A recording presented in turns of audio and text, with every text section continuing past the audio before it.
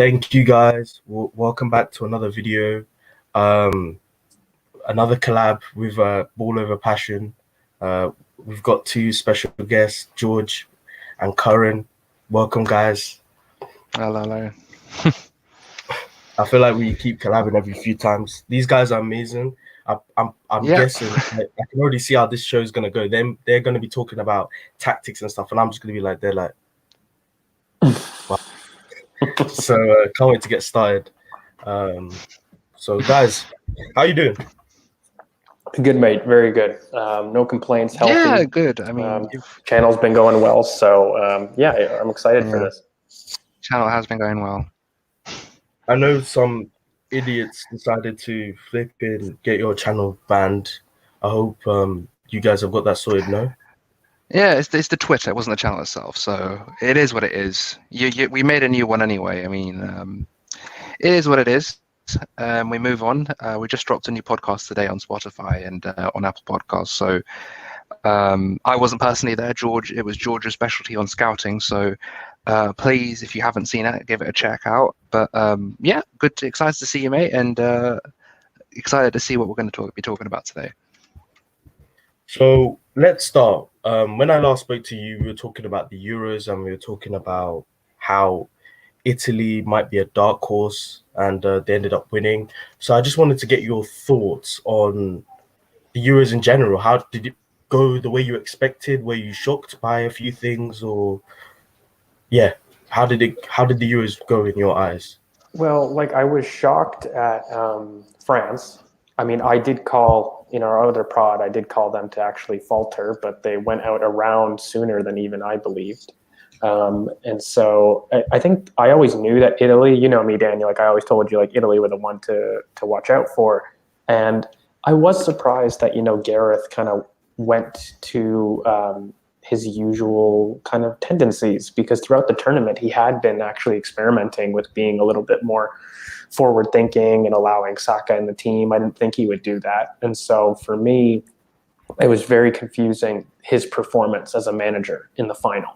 I found that odd because up to the final, I would argue he did a very decent job. It wasn't something that I was ecstatic jumping for joy about, but in terms of tactically, you couldn't argue with many of the games, whereas I feel as though he was responsible for the tactical stuff that ended up losing the final for him, really, especially in an Italy team, when you think about it, that, had Spinazzola out, who was their main kind of outlet threat, and also Chiesa, who kind of went out kind of midway through the game and was causing absolute havoc. And I just felt like they were there for the taking. They sat back when they didn't need to, and when you did get kind of on the pressure, they scored in the first 10 minutes. I would say, if you had that mentality throughout the whole game, it would have been a very easy final, like a 3-4-1 kind of game. But then they sat back, and it was just very perplexing to me. So yeah, I think the Euros was everything you wanted in a tournament, though. Extra time galore, penalties galore, teams surprising, giants falling, and ultimately the managers with kind of, you had one side that had probably the best talent in the tournament, and then the other team that had arguably the best manager in the tournament. And those were kind of, it just goes to show you that managerial performance as a knockout is kind of what dominates football. We talked about this on our channel too, where tournament football is very moment based. And so, it really comes down to you performing on those moments and being tight, keeping your distances short in defense. And that's just Italy to a T. So for me, there weren't too many surprises. I mean, Italy were always going to go to the final. The big surprise, again, like I said, was Gareth performing the way that he did in the final. The last thing I'll just say on it really was Saka, because it really annoyed me as a manager, where that embodied his faults. So you can't bench a player who got you to the final and then bring him on with 60 minutes saying, "Can you please save me?" and then give him the responsibility of a fifth choice penalty taker to a player who, by the way, hasn't had a professional penalty career in his entire adult career. He has yet to take a professional penalty. It's ridiculous. No matter how great you may feel in training and what you see, that's a managerial thing. that's in your mind where you stick your top scorer, Raheem Sterling, who's been banging them the entire tournament, to be your final one. You can have Saka in the rotation. I had no problem with Rashford too. I thought Rashford was a great choice for it. He's experienced. He's a pro. He's not a youngster. But, Jadon, he's at least taken penalties for Dortmund. For God's sake, Saka has not taken a single penalty. How can you sit there and do that? So for me, it was just ridiculous management, and it just embodied what an idiot he was in that final. So that was my 2 cents. And I thought Italy were there for the taking. They've been a great tournament, but again, they lacked Spinazzola, who was their major threat, and Chiesa came off. So there was no sense in not going for it. So yeah, that's my Euros roundup. I mean, in terms of the tournament itself, it was an extremely enjoyable tournament. There was a lot of upsets. I mean, it gave me my first proper dub over George. So I managed to get my Czech boys through to the quarters, and Denmark was a great story as well. And that Italy team, let's be honest, dominated through that entire tournament. I mean, from game 1 to the final, they were the best team in the tournament. And I picked France. George thought fair enough, thought they'd go out, but I thought the culture and the quality in that squad from the World Cup would carry them to a Euros victory, and it didn't. I mean, the final itself, Saka not starting when he's already had a man of the match performance is a silly mistake. There was the substitutions didn't make sense either. Why would you? I mean, I understand you bring on penalty takers at the end of the game, but these.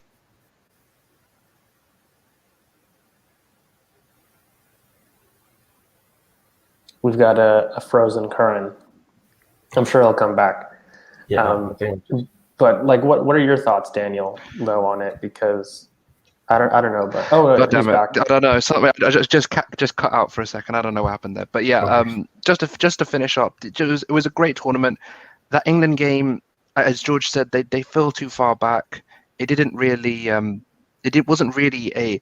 There wasn't enough progression in England performance. I felt in that final, they were very sort of sat back and making sure that they were compact defensively. They weren't willing to go and attack the game and push into the final third a lot, which was strange to me. I felt like, I mean, I understand this Rice-Phillips partnership is worked throughout the tournament, but if you don't have the ability to really go forward and actually dominate a game against a team that isn't extremely quick or physical on the game, you want to be increasing the pace on this team, on this Italy team. That Italy team will dominate if you give them time on the ball, if you allow them to just defend and hit you where they actually want to hit you, which is through possession and through the ability to advance the ball into a position where they can actually create chances.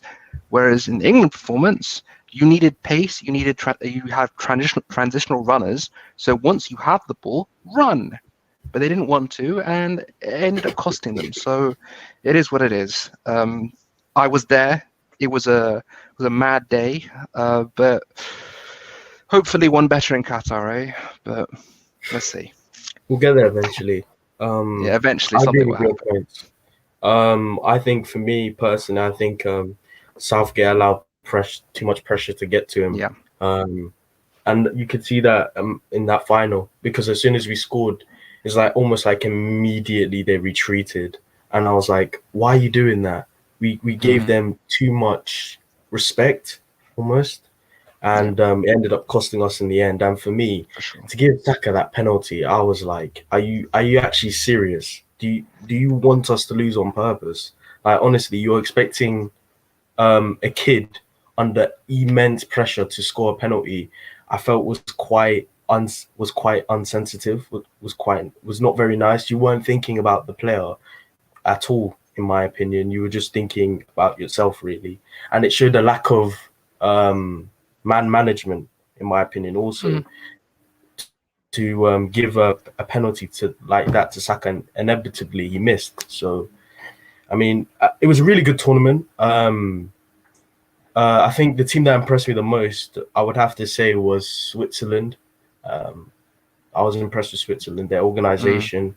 They came against a very good Spain team, which knocked them up. I was very impressed with Switzerland throughout the whole tournament. Who would you guys say, other than the normal teams, who would you say impressed you the most?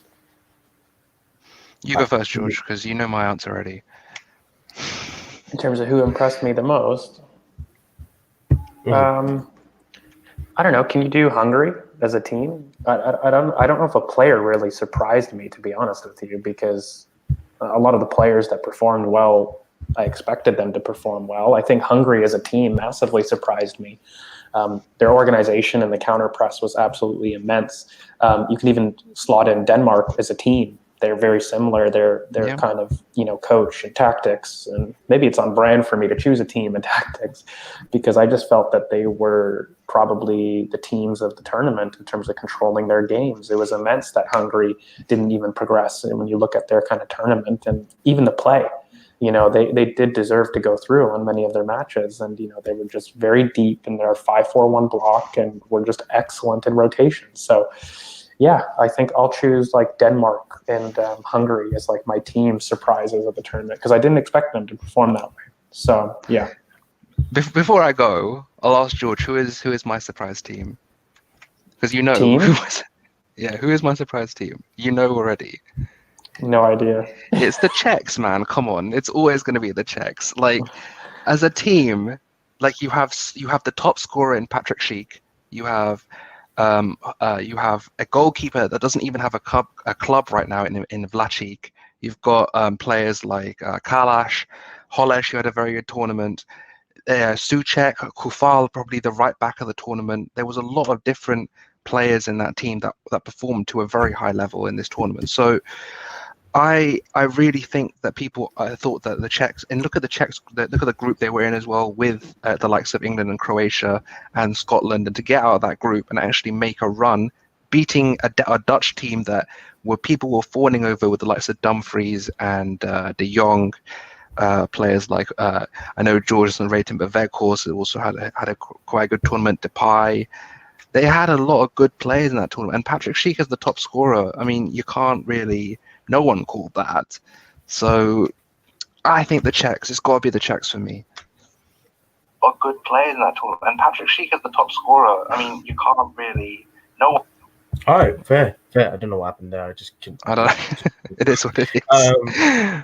Fair enough. We move on to World Cup 2022, I guess. We have every chance of winning it. Moving on to Arsenal. We've seen the last couple of days, we've got 2 signings in, Nuno Tavares and Lokonga. What's your opinion on these signings? I know you've got some people on one side saying, I saw Turkish's tweet saying that it's a terrible window because we're not going for the best players out there. I'm just saying, and you got people like me saying it's so far a good start, to be honest, because we're getting young, talented players. So what's your opinion on the 2 signings we've made? Well, the thing is, if you look at what our deficiencies were last season, where did we trip up? We had no backup left back, and that's what cost us dearly against Villarreal, because we weren't having Xhaka in the middle of the park, and we didn't have a backup for Thomas Partey, so we didn't have that midfield progression when he left. What have we bought? A backup left back and a backup for Thomas Partey. So this notion that, oh my God, we're only signing backups. We are the most active top 6 club in the market right now. At this moment in time, we are the most active club. I don't want to hear this nonsense about, oh, we're having a horrible window. We're having a great window. Okay, we're starting with the most common and most problematic thing is getting players out of the squad, because it's a buyer's market. It's not a seller's market. Clubs are cash strapped. You look at Italy, you look at France, they're all cash strapped. Inter Milan, I mean, they can't even afford bloody Hector Bellerin, for God's sake. Like, it's a case where you need to realize what the context of the window is and provide that context when you're giving these sort of takes, because it's silly to just say, oh, why are we only buying backups? Well, hang on a second. You need to actually you need to address the problems that you've had as a squad first before you start moving ahead with the window and going into the first 11. because there were problems that were key in our season derailing. And those two were the main problems. So I'll give it to George, but that's just how I feel about it. Yeah, I mean, for me, there's been a very clear movement to recruiting under 23 squad depth options that allow us to play the Arsenal way the entirety of the season. They were the downfalls of our last season. You look at, trying to replace Thomas Partey in the lineup or Kieran Tierney when he wasn't fit, and, even David Luiz, having, those first three positions secured were the reasons for our downfall. And factually, I know people don't want to hear it, but when Mikel Areta had, his full range of assets from Boxing Day, which is the day that he did officially, he was second in the league. He was third for goals for. He was second for goals conceded, and he was overall second for goal differential, only behind his City, in all metrics of being second. So when you start to look at those things and you start to say, okay, we know we need more. We know that. But in terms of addressing squad depth, it's been critical to, progressing us and raising the floor of our team. I talk a lot about this on the pod, but, this idea that, we need starting 11 additions, but our squad depth is horrific. Our squad management is horrific. And these were responsible for protecting our assets, and Thomas Partey and Kieran Tierney, who regardless, were overplayed. And they needed their squad depth options in order to maximize that asset. And so then when you start looking to, what are these kind of additions doing? They're under 23 sellable assets that are all 6 foot plus and are elite over larger yards, very technically secure, and they're versatile. Nuno Tavares has played right back. He's played in midfield. He's played left wing. If you look at Sambi Lokonga, there's debate about what position he can be. He can be a 6, he can be an 8. All of these lads are under 23. Sambi was a captain at his club. They're leaders in their own right. They have come from very good scouting, by the way, which I said on Twitter. I thought we sacked all our scouts. Idiotic takes.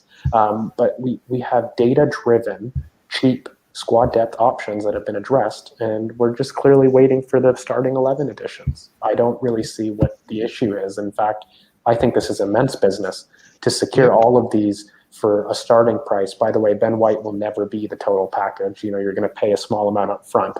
So I would say you're probably looking at 60 to 65 million pounds max for all of these additions paid up front. In addition to Granit Xhaka being sold, Matteo Guendouzi, you're looking at a net spend of 20 or 30 pounds for all of these additions. It's immense business. There's no other way to describe it. And it's very smart and forward planning. And in the context of starting 11 additions, it would be seen as excellent business. So I don't know. I'm very encouraged. When have you last seen Arsenal in general secure 3 signings with half of the window being completed, one of which is a 50 million pound buy, in addition to bids that have been continuously reported, whether you believe it or not, in Locatelli and others of 40 million pounds? When have you seen us move like that in the market?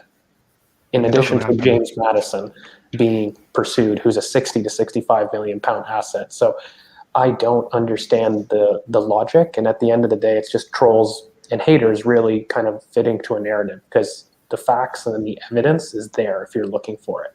So that if that's not a little rant, I'm sorry. It's just I'm getting sick and tired of people not claiming the facts about what we've done to the window. We both are, mate. Listen, I agree with you guys totally. I don't get why people like to complain. The window's not even finished, and we are, as current ever, the most active team in the market. You don't see many teams like us who are progressing. Say Chelsea, everyone's talking about Chelsea and Haaland. Have they actually made any signings yet? I'm not sure they have. Have they made? They have got some players out. They've got Guehi out, and they've got that Liramento. They haven't renewed, but not in terms of incomings. I don't think they've made. The greater market has not been set for everybody after the Euros, and I did tell everybody that the market would really open this Monday. Really, to be honest with you, because that's when the Copa America finished. That's when the Euros finished, and it really, if you start looking at only the moves in terms of what's been done, it's really only been United and Arsenal that have been the most moves. And beyond the Premier League, I talked about this with Curran. if you look at the transactions, the maximum amount of transactions to date have been in the range of 20 to 22 million pounds. That's been the upper range of transfers, excluding EPL buys. And the only one that's been greater than that has been Buendia. And they're doing it because they're hoping to get Grealish money. Konate was like 35. That's the next one. There you go. That's the next one. But again, those are the upper range of what's happened in the market. And so the average price has been around 20 to 22 million pounds. That's been the market set. And so when you're looking at us, though, Ben White is going to be a huge domino in the market. It's going to be one of the few, along with the Jadon Sanchos, that are going to be in that upper range category. So when you're telling me, that you're upset about our sellable assets and what we've got for them, I think people just need to realize, the selling clubs have power in these situations. Fundamentally, everybody knows we want to get rid of these assets, and that never helps at the negotiation table. And, despite us maybe valuing them slightly higher, they are what they are worth because that's what the selling club thinks they are worth. And unfortunately, we are at the mercy of that selling club. And I just think people need to understand the context when you talk about these things. For example, I'll just say Mavropanos, everyone freaked out about that deal. I don't know if people know that Stuttgart's transfer record in their entire history is 9 million euros. Yeah. And we sold him for 7 million euros with a sell-on clause, which I guarantee you will happen and will exceed and become their record transfer. So in the context of Stuttgart, that was a massive deal for them. It was huge. But of course, for us, we think, we had to sell him for a 20 million pound asset. And I go, well, who was sitting there offering 20 million pounds? If he was so great at the Bundesliga, why didn't a mid-table team come in and offer 10 million pounds even? It didn't. Augsburg, or Union Berlin, someone like that. They could have quite easily come in, and we would have sold it to them. It's not even close. So, I'm not happy about it. But at the end of the day, that was market is what it is. Club. The market is what it is. I'm not going to sit there and be upset. Yeah. People get upset about Ben White. Nathan Ake went for 40 million pounds plus add-ons last year, who didn't even have an international call-up, who also was homegrown. I know he's not British, but he's homegrown in terms of the considerations. Yep. And so when you're looking at a market precedent in terms of a fee, why isn't Ben White worth 50 million pounds all in if Nathan Ake is 40 million pounds plus add-ons? Tell me a logical reason why an England international who has experience in the Premier League and in the Championship, who's been an excellent prospect, isn't worth a couple million pounds more than Nathan Ake. What taking into account his age as well, it's not like he's coming down; he's going up. Literally, the profile-wise, he's not. They're he's both not under 23s. Under 23s. They just turned 23, but they're doesn't both make 23. Doesn't make any sense. So tell me why those prices aren't comparable. And that's the only pushback I'd say. Fair enough. Con, are you there? Con, can you hear me? Hello, can you hear me? Yeah, I can hear you, but are you driving? No. Okay. My mic might not be the best. Sorry, can you not hear me very well? Yeah. It's just background, mate. Oh, sorry. Let me close my window. I'll go on mute. Sorry, guys. All right, no problem. Okay then. Moving on to the midfield, there's been the three players. Let's talk about them: Locatelli, Neves, Basuma. A lot of people like Locatelli. My views, George, in the chat. I'm against it, dead against it. I would in my opinion, I'd much prefer Coop Myers or even that Gustavo guy I was telling you about. Much prefer him, in my opinion. But ideally, I would want Basuma. So can you tell me, guys, I know, George, you prefer Curran. I probably know you prefer too. Can you tell me, guys, why Locatelli and Neves may not be the best option and why Basuma, let's face it, all of our opinions, is the best option. Yeah. Actually, Curran really likes Locatelli. I think we had this I do like Locatelli. debate. We had this debate kind of on the pod actually last weekend. And look, how I will frame. I'll let Curran go in terms of what so the question is what Locatelli brings is he brings a ball progression ability that is rivaling the best in the world. If you want a deep-lying playmaker, he is the deep-lying playmaker. I do like Locatelli, but as I've said to George, he's the second on my list or the third on my list, because I like him, prefer Yves Bissouma. I do like the profile. I know I know what I'll be getting with Bissouma. I know that I'll be getting an EPL adapted player, whereas with Locatelli, I don't know how he adapts. The problem with a Locatelli or a Neves that you've mentioned is the physical aspect. I don't know. They go to ground too easily. They don't really have the ability to catch up physically and do the physical demands that we need in our midfield. So, I mean, as this comment here, we have scouted Locatelli since 2016. I mean, but what I would also say about these Locatelli links is, look, we know there's been one bid confirmed, but if you look at all the reports about Locatelli, there's only been one bid that's been confirmed, and the club seem to be very mouthy about it. Sassuolo, they seem to be very mouthy. The president, the Italian media, they've all been trying to stir up this deal. And the main reason why, for me, is the Juventus situation, because they know that Juventus want the player wants you to have Juventus as well, and there's a deal there to be made. But because Arsenal have made a bid, it allows a Sassuolo to leverage that bid to force Juventus's hand, because at this moment in time there's not enough financial gain from Sassuolo to sell the player to Juventus. They would need a player or something similar. They need something, because at the moment the Arsenal bid dwarfs them, but the player doesn't want Arsenal. It's quite clear.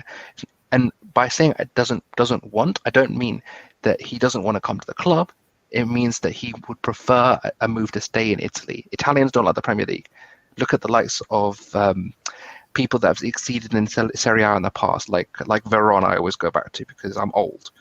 I like Verona, amazing in Serie A, not so great in the Premier League. He was still good, but he wasn't as good as he was in Serie A. The game requires a change in physicality and pace, and if you don't have that, you need to be covered by different positions. You need the ability to cover. You need the ability of other players around you to hide that physical aspect.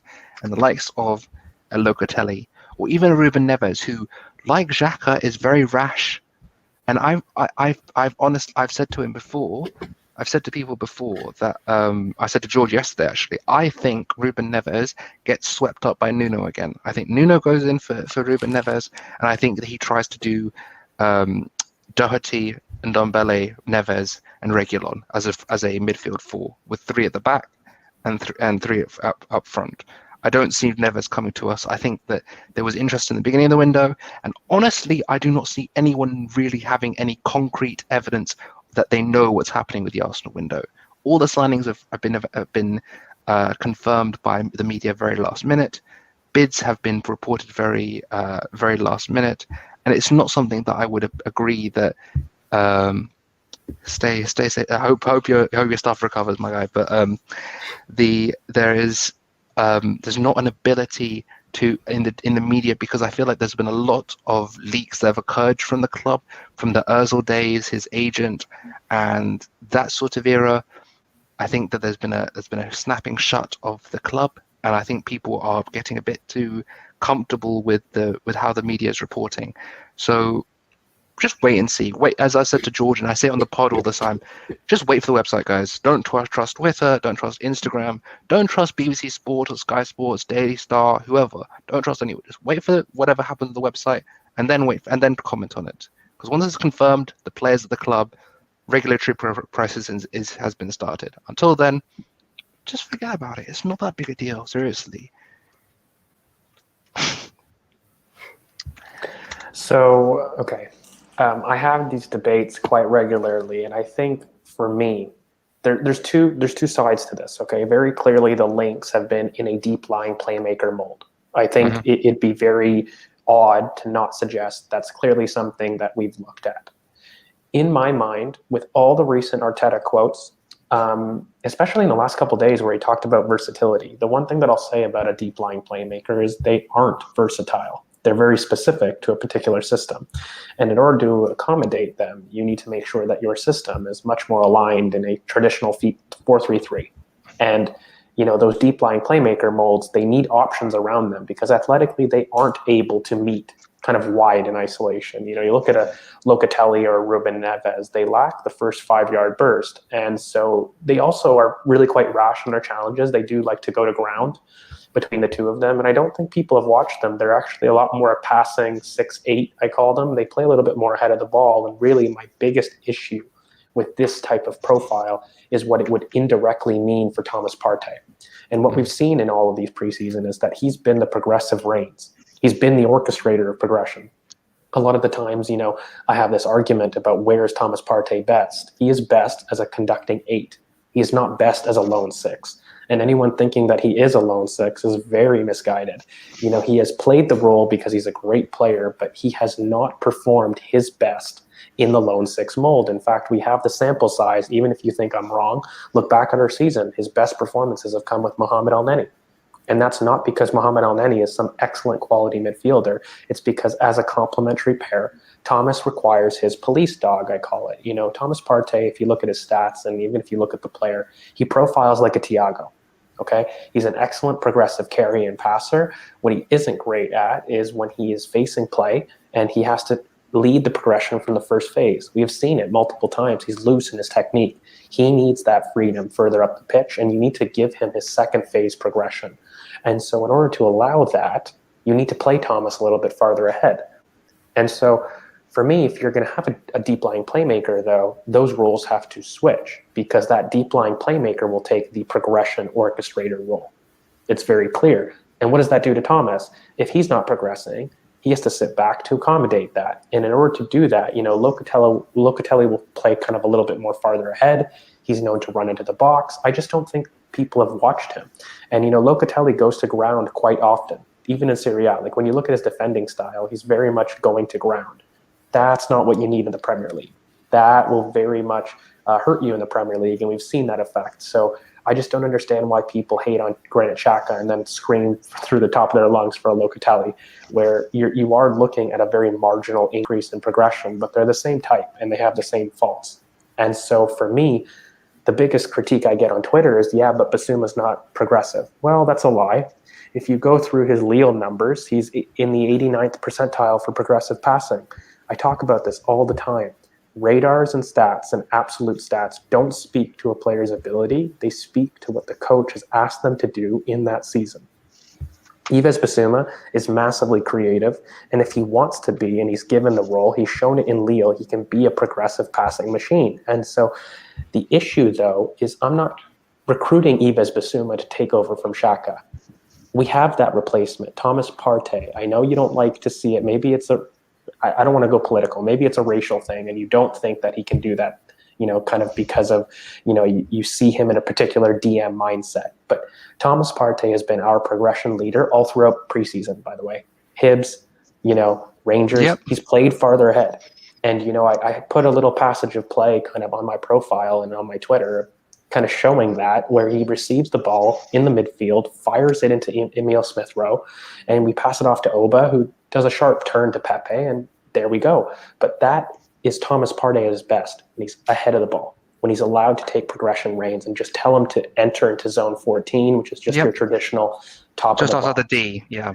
And again, though, how do you facilitate that? You need to find somebody that is like a Fabinho in order to make sure that he's able to do those progressive orchestrator reins at 8.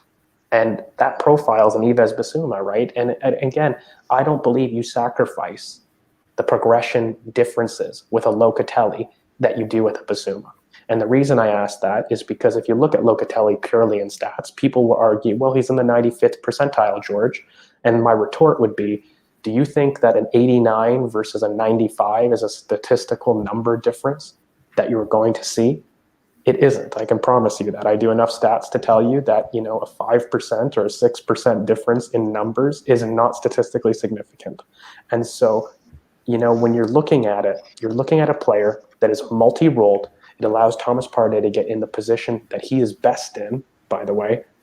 Conte, if you look at it, everyone confuses Conte as like a lone pivot. He's not. He's a box-to-box, and he needed somebody behind him in order to be at his best.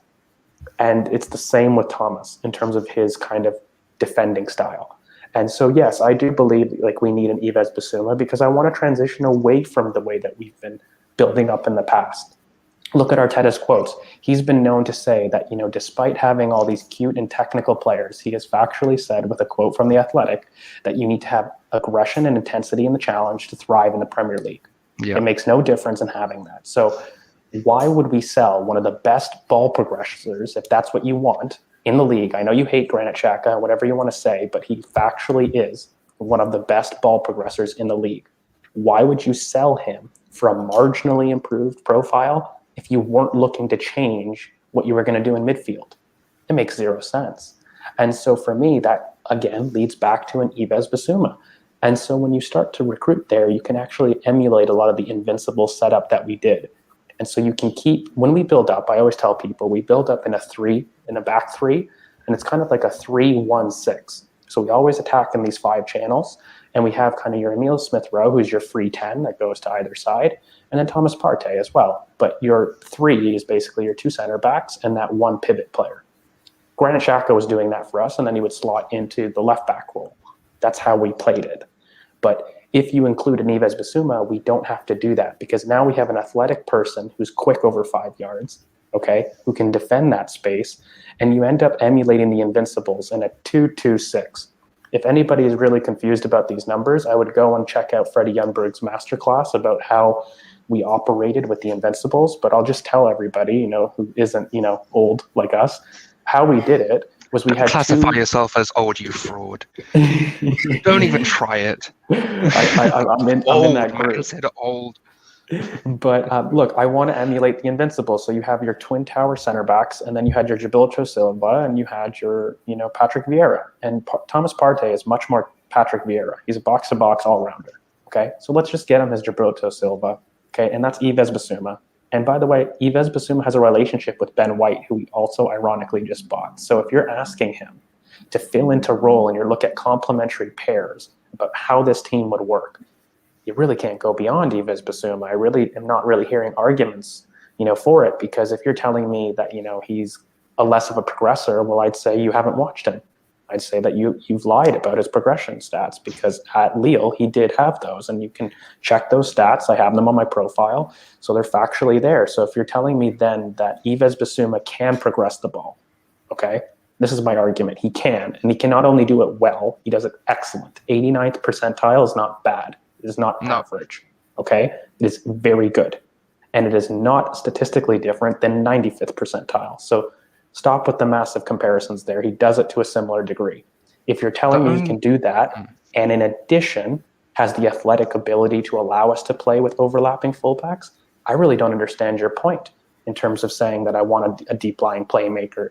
And I'm not saying you guys, but I'm just arguing with, those on Twitter that want to argue against it. And so that's the reason I would want an Yves Bissouma over anybody else. Just to play devil's advocate, because I completely agree. It's Bissouma over everyone. I would just say to you that it is French league tax. You do get more time on the ball in terms of being able to progress the ball. So, thoughts? Serie A, thoughts? Yeah, true. No, I'm not lying to you. I'm not saying that you're wrong, but I'm saying, because I've had this argument, the same argument on Twitter, people come up to me like, oh, but he was playing in league, and I've literally said, literally what you just said. If you guys want Locatelli, he's in the Serie A, where literally the pace is slower and you get more time on the ball. So it's very simple when you think about it. When you bring in people from other leagues, there's always going to be a risk. Doesn't matter what league it is. We have literally our last podcast was on this. In terms of what we're thinking about with alternatives, that if you guys do want to have a look at different names, Koopmeiners is one, Kamara is another one. I personally like Cheikh Doucouré. I know George isn't too high on him personally. I think he thinks he's more of a central midfielder role. Then I think he can play a bit deeper. But I personally think Sheikh Decore is someone that you can look at. I can never pronounce his name. George, can you pronounce his name? You're the other guy, beginning with A. I can never pronounce his name. Yeah, Aurelien Tchouameni. Yeah, Tchouameni. There you go. Thank you. Yeah, exactly. So there are options out there. Personally, I mean, me and George both wanted a combination of one of Josh Doy, Thierry Small, or Lee Buchanan for backup left back, and they completely surprised us with Nuno Tavares. So my idea is don't just be ready for a complete surprise. And me and George were talking yesterday. We were saying to each other, look, as long as the profile is correct, surprise me all you want. I don't really care. But the surprises have been there. So be ready for something you haven't really thought of. I don't think a lot of people thought of Locatelli before the window started. I think a lot of people were on the Basuma train. We'll see. We'll see what happens. I think that it's a very interesting situation with the window at the moment. Curran, you know what? The only thing I'll say is I don't think people have clocked how Arsenal are moving this transfer window. And I said the exact same thing for Emi Buendia. Everyone kept telling, but George, there's a bid. George, he's plan A. George, it's of course, that's the link. No, you have to understand profile analysis. And because we made a bid doesn't mean that he's a plan A. I feel that we did this with Locatelli. And by the way, 10 players we did this. We threw our net and we were trying to see what the market was going to dictate. It wasn't a speaking to a plan. We had our personal plan A's. But look, if you could get Buendia for very cheap and we didn't know, why not do it? You know, it didn't mean that it was a plan A. And this is the debate that I have with people on Twitter, because then it comes out that James Maddison is our plan A, which I think everybody knows. And those are very different players to Emi Buendia, and there was a reason for it. And there's a reason why I feel that Locatelli, Neves are not the ones, because profiles, it doesn't make sense. And I'm speaking the same logic that I did with Emi Buendia. And this is basically where I'm at. I don't feel that everything that Arteta has said, and even in the last couple days, by the way, that shoots down Neves and Locatelli. Having a player that's versatile is Basuma. That's not Neves and Locatelli. That's the one thing I think many devil's advocates can agree on. They're not. Yeah, I think the other thing. Yeah. So go for it. Finish your point, George. Sorry, go for it. Finish. Yeah, and so I was just going to say that our market plan is after finding out kind of the market price about what we're doing, you know, we then are able to attract our plan A's after departures have occurred. And so I've always said, you know, Granit Xhaka officially leaving, even though I know it's probably done. I think many people know that it is done. But once that is official, I would expect our center mid to come within a week of that happening. We've done the groundwork. Do you feel that's the same thing that's with Aouar? Do you feel that's what Arsenal do with Aouar? No. Do you think they can? One, do you think Aouar and Maddison can play together? And two, do you feel like Aouar is the plan B to Maddison? Or I do, and I believe and I believe though what they have been scarred from windows past, and so bidding doesn't mean intent. That is what I'm trying to tell people in this window, and they're confusing the two. Where for me, bidding for a player doesn't mean, oh my God, I really, really, really want you. I think that just means Arsenal right now have been scarred from last window when they had their plan A and they had no plan B. And Aouar when it did fail, we had nobody else to back it up. So we're clearly just doing the groundwork for multiple deals. And if plan A doesn't work, I'm sure we have an internal deadline that just presses the red button on plan B. That's how I feel that we're moving in this window. To answer your question, could Aouar and Maddison play in the same team? Yes, they could, but then you're telling me that Emile Smith-Rowe is not starting, and that's just ridiculous. Not happening. All three cannot play in the starting position. If you're telling me it's for rotation, well, that's ridiculous. You have Emile Smith-Rowe, who's been arguably one of the players of the season last year for us. It was factually true that he was responsible for keeping us at a 69% win percentage and not a 23. It wasn't just having an attacking midfielder. I say this on Twitter. It was having Emile Smith-Rowe as the attacking midfielder. He has excellent world-class qualities, okay, not in addition to just his profile, that make him a staple of this team. And if you're going to have him starting, which, by the way, he absolutely must, he offers something that none of the other players do, I am choosing the profile that has the end product and has the output now over somebody who dictates and has the potential to. So what do I mean by that? Houssam Aouar profiles very similarly to kind of Emile Smith-Rowe. He's a tempo dictator in the final third, right? He's insanely progressive. He has tons of numbers that say he could really spark into an output machine, but at the current moment, he has not displayed effective output, except for marginal games in the Champions League. And I would argue Emile Smith-Rowe has done the similar. He's had excellent numbers. He has the potential to output, but he hasn't had the final ball, nor has he had the final output that is guaranteed. But James Maddison does. And so when you're looking at pairs of Emile Smith-Rowe and Houssam Aouar versus Emile Smith-Rowe and James Maddison, the latter is way more dynamic, way more potent in output, and solves a set-piece threat need that we need. Yep. They solve the most immediate first-team needs way more than a Houssam Aouar. And so then if you're going to tell me, he's going to be a bench option, can you explain to me the last time a coveted U23 midfielder joined a top 4 club to sit on the bench? It doesn't happen. And it does not happen. No, it doesn't. It just doesn't happen. I mean, one thing before we move on, I want to mention is I want people to understand that the timeline of the window does not indicate the priority of the window. Okay, so just because you bid for Emi Buendia first doesn't mean that he's plan A. Just because you bid for Locatelli first does not mean he's plan A.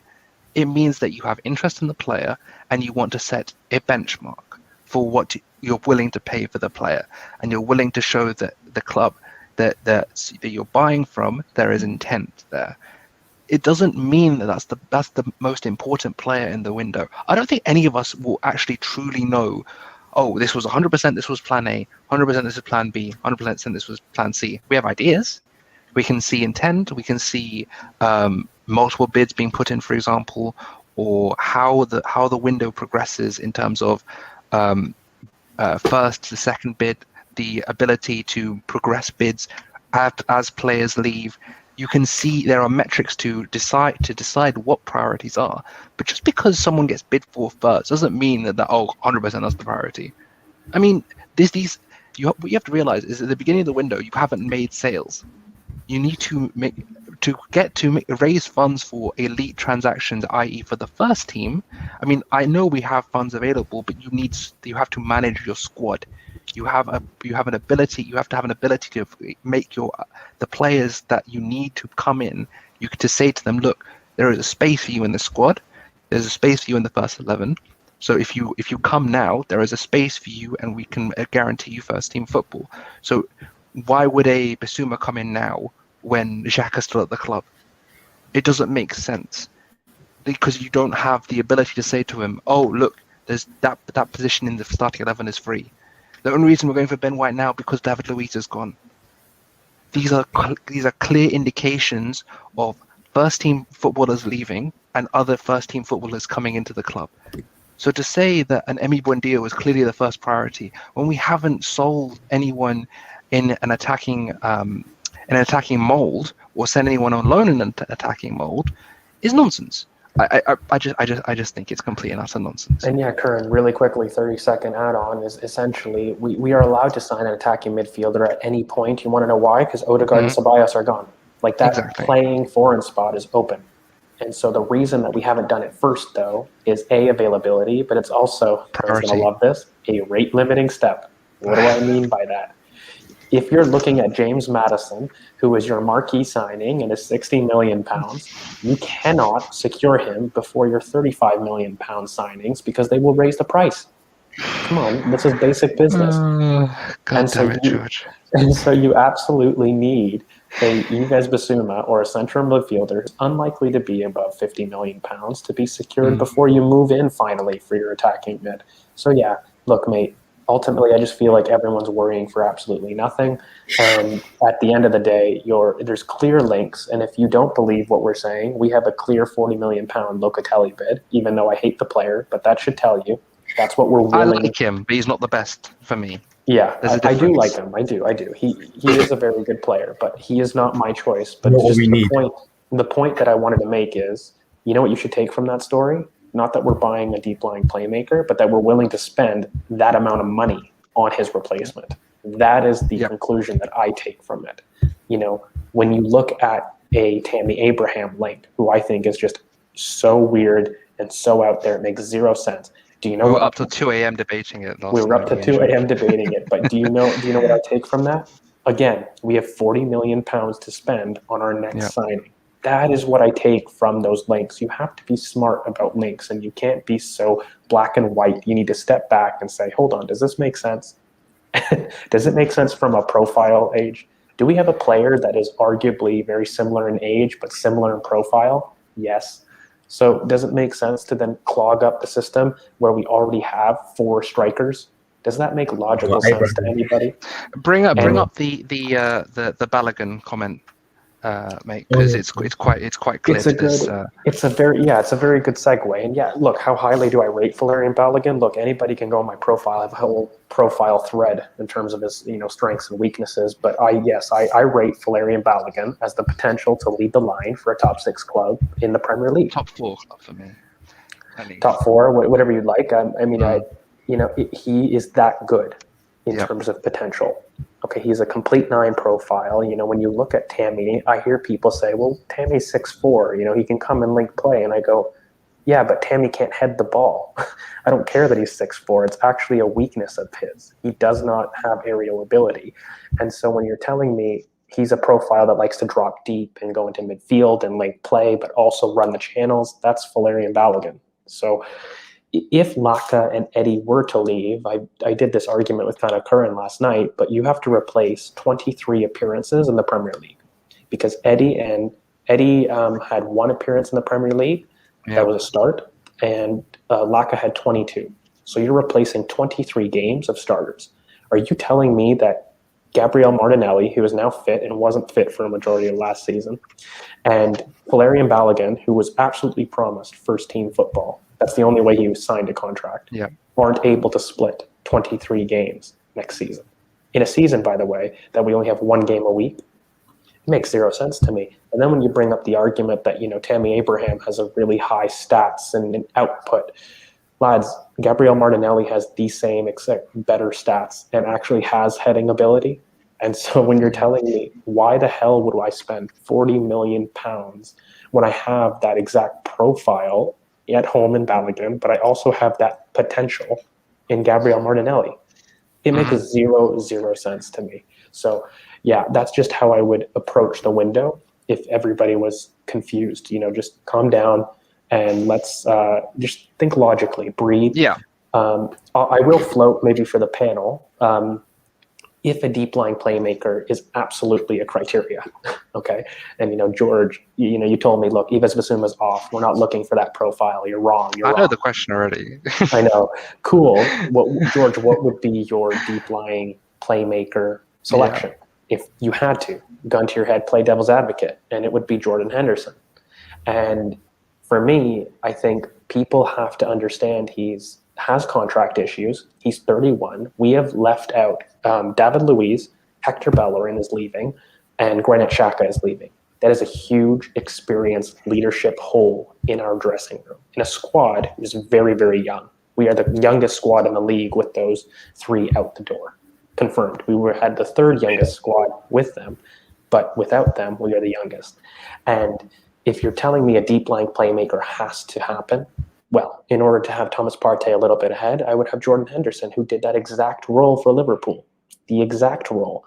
And he would be an excellent signing. He's in the 91st percentile or 98th percentile for passing carries and distances.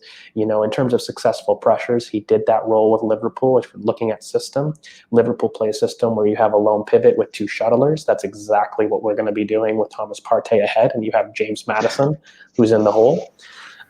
He is able to also step up into a double pivot. It doesn't matter. He's played both roles with Fabinho now. And when you start to look at wages, Liverpool have a wage structure. That's the issue that they're having right now, and why Gini Wijnaldum left, and why Jordan Henderson has an issue. The only kind of potential that I might look at is Jordan Henderson has a couple injury issues. He has. But in the context of 1 game a season, there's no worries here. He's still an elite midfielder. And by the way, I just think as a deep line playmaker, He's better than Locatelli. He's better than Ruben Neves, and he's probably cheaper than He's both of them. adapted as well. He's adapted to the league. He's adapted. He's homegrown. And if you mix and match with him and Partey, are you telling me that a Jordan Henderson, Thomas Partey, and James Madison midfield is not the best in the league? It's the best in the league. It is the best in the league. I can't dispute And that. you weaken a rival. So when you're asking me who is George your deep lying playmaker pick, well, it's Jordan Henderson. If you're asking me, George, what do you want? I want Yves Bissouma. And so the only issue with a Jordan Henderson is you have to pair him with a younger center mid just for squad management because he is 31. It makes no sense splashing huge cash without a backup center mid. So you would have to get somebody. And Daniel, you know me, I love Boubacar Kamara. So if you combine the two for 45 million pounds with their contract issues, Boubacar is in the last year of his contract. Jordan Henderson has 2 years left. They're not going to be, expensive deals, especially at age 31. And people saying, oh, but it's the same thing as Willian. Oh, hogwash. It's not the same thing as Willian. No. Are not the same mentality-wise. So don't even start trying to compare the two about a retirement home. And why would Jordan Henderson come? He can lead a young project and a young manager who, by the way, has everything there for him. If we secure James Madison, Jordan Henderson's going to look at that team and say, I know exactly where I fit in. I know the exact role that I would fit into. And in addition to this, I could be the leader in that dressing room that takes them up the next step because they have all the pieces. Lastly, it would allow for an overlapping right back, which is what I want. And so when you look at those things, that's the only concession I'll make to a deep lying playmaker if I have to. If it's Jordan Henderson, it gives me the I win gift, George, because it goes 4-3-3, and you know this. No, I think it goes pivot too. It goes single pivot, lone six, and it goes George. Come on, it goes Partey and Madison as 8s, and Henderson drops. Come on, George. You know this. No, you can still do the 2-2-6. I don't think so. No, come on, bro. It goes because then you have the overlap. You have the right hand side overlap with the right back from Partey. Look at the Invincibles. It's the same thing. It can go 4-4. It can go 4-3-1. But if you're playing Henderson, and it gives you the ability to come back for mine. It gives you that ability to go back lone, and why I love the Henderson. Because I'm still heartbroken over this Willock deal if it does go through, because Willock gives you that 4-3-3 trigger off the bench. But if we get Henderson, I'm sorry, I'm back in the game. I don't care what you say, George. I'm back in the game because me and George have a running bet on this 4-2-3-1 versus 4-3-3. I know we play both, and I know in game state it changes, but. I'm back in the game. If it's Henderson, I'm back. I don't care what you say. I'm back. He very much is a player who meets out wide, even in how he was used. It would not mean 4-3-3 that you're back, because if you get an inverted fullback, that's when you're back. Yes, but if we don't find a right back, if we do not find a right back, no. But if we don't sign a right back, our right back is inverted because it's Callum. No, because Callum wouldn't play there if we do have Jordan in the back there. So that's the issue, because Partey right now is all alone. That's the issue. We invert, not because we want to, but because we lack a runner. And so you have to plug the space to be compact in the center. You don't need to do that with, a Henderson in the back there. He's used to that. And by the way, he's used to a counter press, and he's used to halfway line defending. He's used to counter press, but there is an ability to go. There's an ability, but also Curran, that's kind of why I want him, because also Yves Bissouma, I would argue, he can also play 4-3-3. Play low. Yeah, of course he can. This is the reason why I'm choosing those names, though. It's very purposeful. I don't know, when people question me about it, I don't really care. I just want versatile players that don't limit me to a system. Okay. Yeah. I want players that are quick over 5 yards. I want players that are 6 foot, and I want players that are also quick over 15 yards. Those are my criteria for a George player and an Arteta player as well. George, you take this, because I know your love for the second man in this. So you take this one, mate. No, I'll just keep it quick, because Boubakary Soumaré is my favorite player on the market. secured the best deal on the market, and I think we're idiots for not doing it. Very simple. In terms of Daka, I'm not a fan.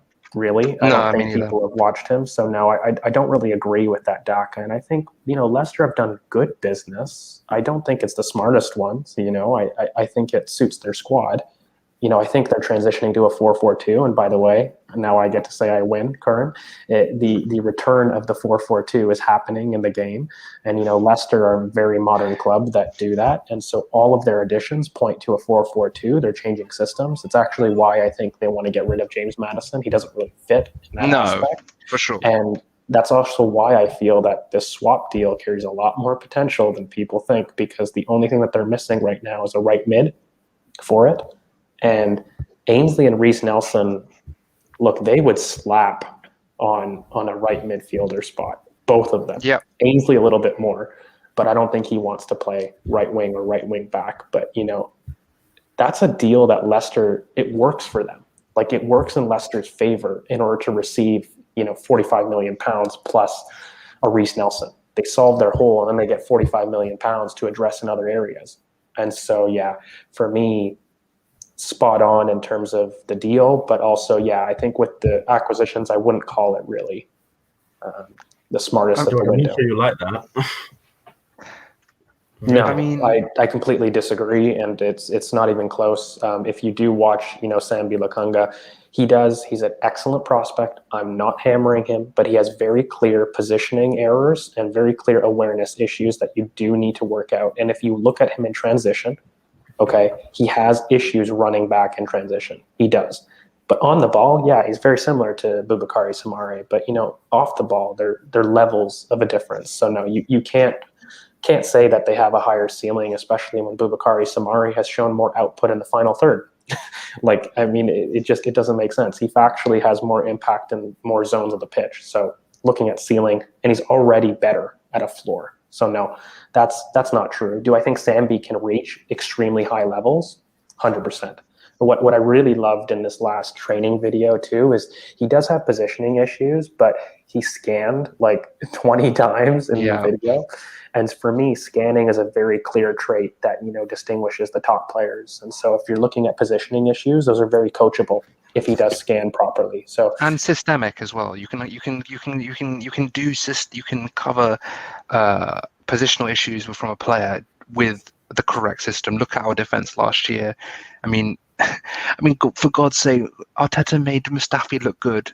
Like how, you can see that you can cover positional issues with a with the correct system around it. I'll throw it back to George, but I just wanted to make sure you understand that as long as you coach players in the correct system, most issues can be corrected.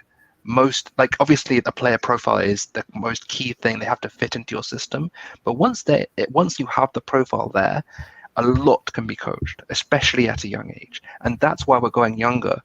I think there was an interview. I can't remember who it was. It was saying if you're going to sign a 27-year-old who's already hit, I think it was an American analogy, like 500 home runs, 5,000 home runs in the past. They're not going to hit you another 5,000. They're going to hit you another about 1,000, 2,000. I want to get that 21-year-old, that 20-year-old that can hit me that 7,000, 8,000 for the next 7-8 years, instead of getting someone who might just be hitting their peak, but you've missed all that development and you've missed all the ability to get them to that elite level. You want younger players to come in, and especially at this stage of the project that we're in, you want players that in 3, 4, 5 years can be winning a Premier League and allows the talent that we have coming through. If you look at under 18s, guys, they're mental. Like the under 18s are at a better stage than under 23s at this moment in time. I mean, we're talking about the Tammy deal. You've got Tyrese John-Jules as well coming through. Like you have striker after striker after striker. You have Moller, who is not my favorite because I think he's physically not there. But you have players coming through at every position that are going to be world-class talent, in my opinion anyway. Got the likes of Amari Hutchinson, George's new Twitter buddy, Keto Taylor Hart. You've got other players that are available in the tail end at the moment that are going to come through. So you need young players to create the experience for the players that we have coming through, and we can be extremely dominant for the next at least 5 to 10 years that way. Instead of just looking at, okay, we need someone to fix this right now. Maybe we'll get top 4. Maybe we won't. Long-term project, long-term vision, and then we can progress in a calm and create a culture at the club. And why I'm really happy with Sambi, just kind of to go back, because Con is right. Like, scanning is an elite trait. I always look at scanning as my predictor for success for kind of an elite prospect. But he also has intensity in the first 5 yards when he's carrying the ball forward. You can kind of see he's very snappy. And even that training video, I took very big gratitude that he challenged Kieran Tierney and got the ball. I don't know. I would encourage everybody to go back and that's no slouch. Watch the videos on YouTube. I really would watch it, and what it showed to me is he has the intensity.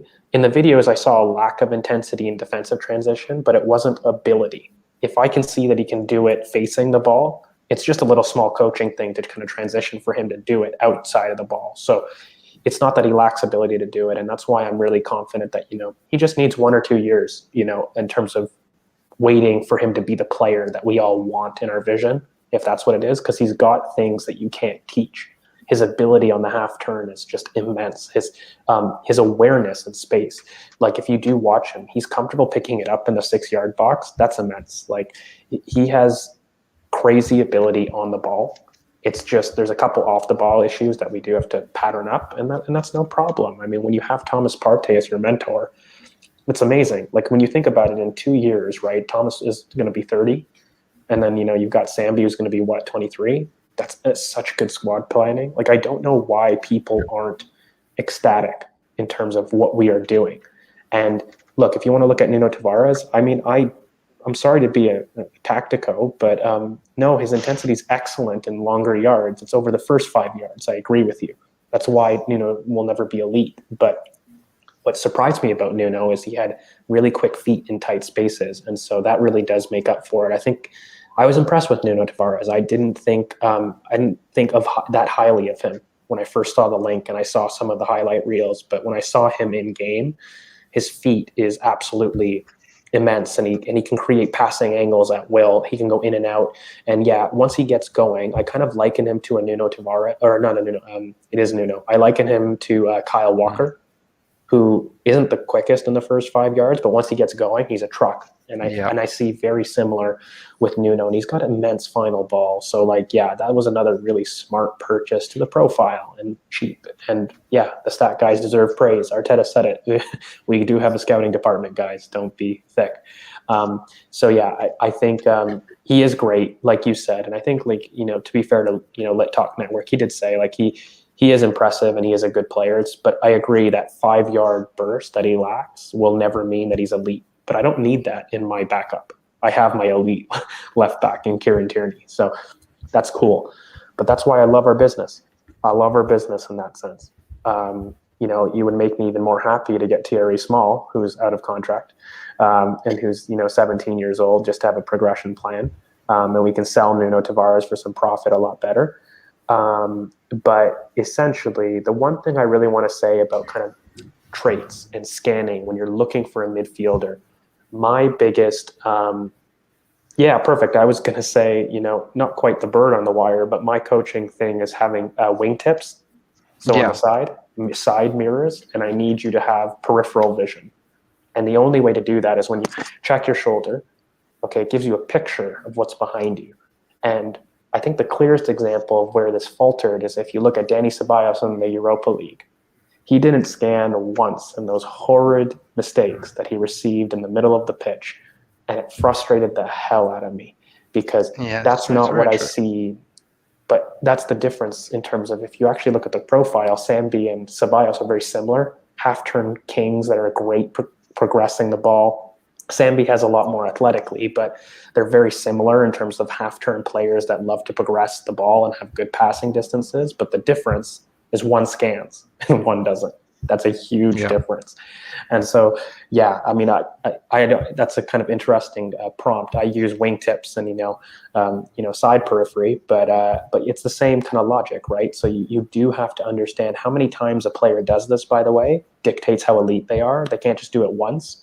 And what I saw from Sambi, if you look at those training videos, is he did it multiple times before receiving the ball. And I just love that. So that tells me he had, and that's not a skill that I think you can teach, really. You can try to prompt these things as a coach, but that's one of the innate instincts of a player. And if he doesn't do it that often, you're kind of like, well, I can teach him to do it once or twice, but he's not going to do it under pressure. You know what I mean? Like when the lights are on, and even though I tell him and he has video analysis, that's the gap. So yeah, for me, I'm ecstatic about Sambi for that reason. He's really great. He's impressed me. A lot of these players that I've seen impress me, and I'm ecstatic for Ben White. I think Ben White is a huge signing. Everybody keeps telling me, George, you're crazy for believing that Ben White doesn't affect our attack. No, he does. He very much affects our attack in terms of progression. And I've always said having elite technical ability in the back line means that you're receiving 10 yards up the pitch, which is the issue for Arsenal. The issue that Arsenal have had is that we've lacked technical ability in the back line. And Mikel has said, okay, everybody drop back to give them options because they're really poor on the ball. And I don't want to boot it long. But what that does is that removes your players from being in positions to hurt the next team. And so when you add a Ben White in that technical quality, the whole team can push up 5 to 10 yards up the pitch, and you're giving the ball to your Obas, to your final third players in positions they love. 1v1, far more frequent. So do you think that's why for goalkeeper we should sign Onana? Well, no. So, like, it's a good idea to have. It's a good idea to have distribution, but at the end of the day, for me, we talked about it on our pod here. Passing range isn't as important for me as decision making. Yeah. And so while I'm not a fan of Bernd Leno, and I'm really not, I think that quick decision making solves a lot of these issues, and I don't necessarily need a large passing range. Emi Martinez didn't have a huge passing range. I mean, he was good, he was decent, but he had quick decision making. That was the difference. He received the ball and got it out of his feet to the center back very quick. Gave the defenders an extra yard, an extra margin second to receive the ball and look. And so for me, while Bert is not really our guy, Onana isn't either. He's excellent in distribution, but Daniel, he's really bad shot stopping. Like, it is a struggle. It's kind of bad. It's like he flaps a lot. He's got flappy hands. Is he like Fabianski? Yeah, he does have those moments, and he is not confident. He's not confident claiming crosses. It is a weakness. And so for me, look, you trade one huge fault in Leno, who was excellent at shot stopping, but poor distribution. Yeah. For a goalkeeper that has poor shot stopping and great distribution. Now, look, as a defensive team who has a great system, you're going to be facing less shots. So, like, sure, that distribution trait is probably a little bit better. But for me, he is not the one. And so whatever goalkeeper we get is going to be a backup. And Daniel, you know my big dream the following year in terms of who I want to get. But from any goalkeeper purchase that we do have, it's going to be a backup. And so, he is a Rolls-Royce defender. I mean, it's just absolute. Anybody with eyes can see it. And the way that he's dictated, he's great in duels too. I've seen a lot of lies that he's not great in duels. That's very, very false. What I do think is he's a little flat-footed when he reaches those duels. So he can be spun sometimes, but he's great in duels. Bielsa has that as a very big requirement for his system. And so he excelled in that. He was player of the season, in that season for them. So you know what Ben White allows us to do, by the way? It allows us to have an overlapping fullback because he plays that role for Brighton, who's a split center back that progresses the ball and covers for Tariq Lamptey, who fires up the wing. And he has that crossfield ball that we love to give Oba and Tierney, who's on the left wing. So when you start to look at roles on the pitch, that is why I love the Ben White signing and why I would love Basuma, because now you're complementing players that know each other's tendencies and know what the other wants to do in build-up perfectly. The thing is, I'm going to go over a couple of points. So with the Onana situation, let's be real, we're going from because of the price, and secondly, we're going to use him as a transition to our next goalkeeper in Arthur Okonkwo, because Arthur Okonkwo is one of the most talented and most well-coveted goalkeeping talents not in terms of the Premier League, but in the world right now. He is a great shot stopper. He's someone who's great in distribution. He's tall. He has good hands. He's someone that, yes, he's a bit nervous. He's 17 years old. He's going to be our third goalkeeper this season. He might even get a loan at some point, but he is the person. He's the man that's going to be that goalkeeper for us in the When do you future. feel like he'll be that goalkeeper? Sorry, before you can. 2 to 3 years. Yeah, I would say 2023, maybe 2024 would be my call in terms of when. In terms of why I'm not too bothered about. I mean, I've been on record. I would love a loan at the club. I'm not lie to people, but it's not really the biggest priority for me. I mean, we're gonna have to keep Leno no matter what the situation is, because even if we do sign Onana, he's not ready till November because of his ban, and from that perspective, you can't have Arthur just starting 6 to 7 weeks of league games, especially when the first 6 weeks include the likes of Man City, Chelsea, and Spurs. So it doesn't make sense in that way. You'd have to have Bird starting. In terms of the Ben White situation, Ben White is someone that you have an ability specifically to play on that right side of the centre-back pairing. We have a lot in the club. We have Gabriel and Mari in the club.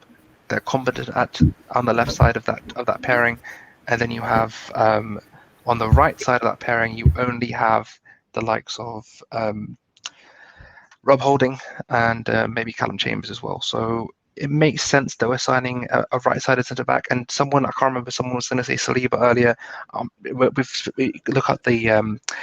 We've talked about Saliba a lot. The Saliba situation is quite clear. There's only been 5 centre-backs in the league that's got at the under 23 level that have a minutes above 1,000 minutes in the league. 5. And if we're going to be a top 4 club, you cannot rely on a 20-year-old to carry your defense and be the marshal of that defense. I still think he needs a year. I had him starting this season, but on reflection, I can see where my mistake was. I do rate him. I mean, George does too, very highly. I think it's pretty clear we are quite high on Saliba, and I think he does have a future at the club. But really quickly, I mean, I'll just speak on. I was formerly Saliba season. I love the lad. I mean, if I have a very large affinity for him, but just factually, I want to challenge anybody in the league to name me a under 23 center back partnership, not player, but partnership that has achieved top 4 in the last decade, and I'll wait. And then I'm going to extend that not only to the Premier League, but let's do that to the top 5 leagues, and I can name you one. RB Leipzig with Dayot Upamecano and Konate. They are the only team to have achieved top 4 in their league with a center-back partnership under 23 in the top 5 leagues. And so when you then go on in terms of Saliba, if you're going to tell me, look, George, he was going to compete with another player for starting spots. Well, at 20 years old, he doesn't need that. He needs games, and he needs games now. So for me, if the option was, is he better than Holding? 100%, 1,000%. But that's not the issue. He was going to come in and he was going to compete, who, again, Arteta's looking at saving his job. This is what I need fans to understand. He has 4 months to save his job. He does, right? If things go poorly, I love him. He's gone. He's gone, though, okay? And for a manager to sit there and trust an under-23 center-back partnership to get him top 4, again, I will wait. Give me one example in the Premier League in the last decade, not year, decade. And I will sit there and I will calmly say, okay, cool, I was wrong. But it isn't there. There isn't one.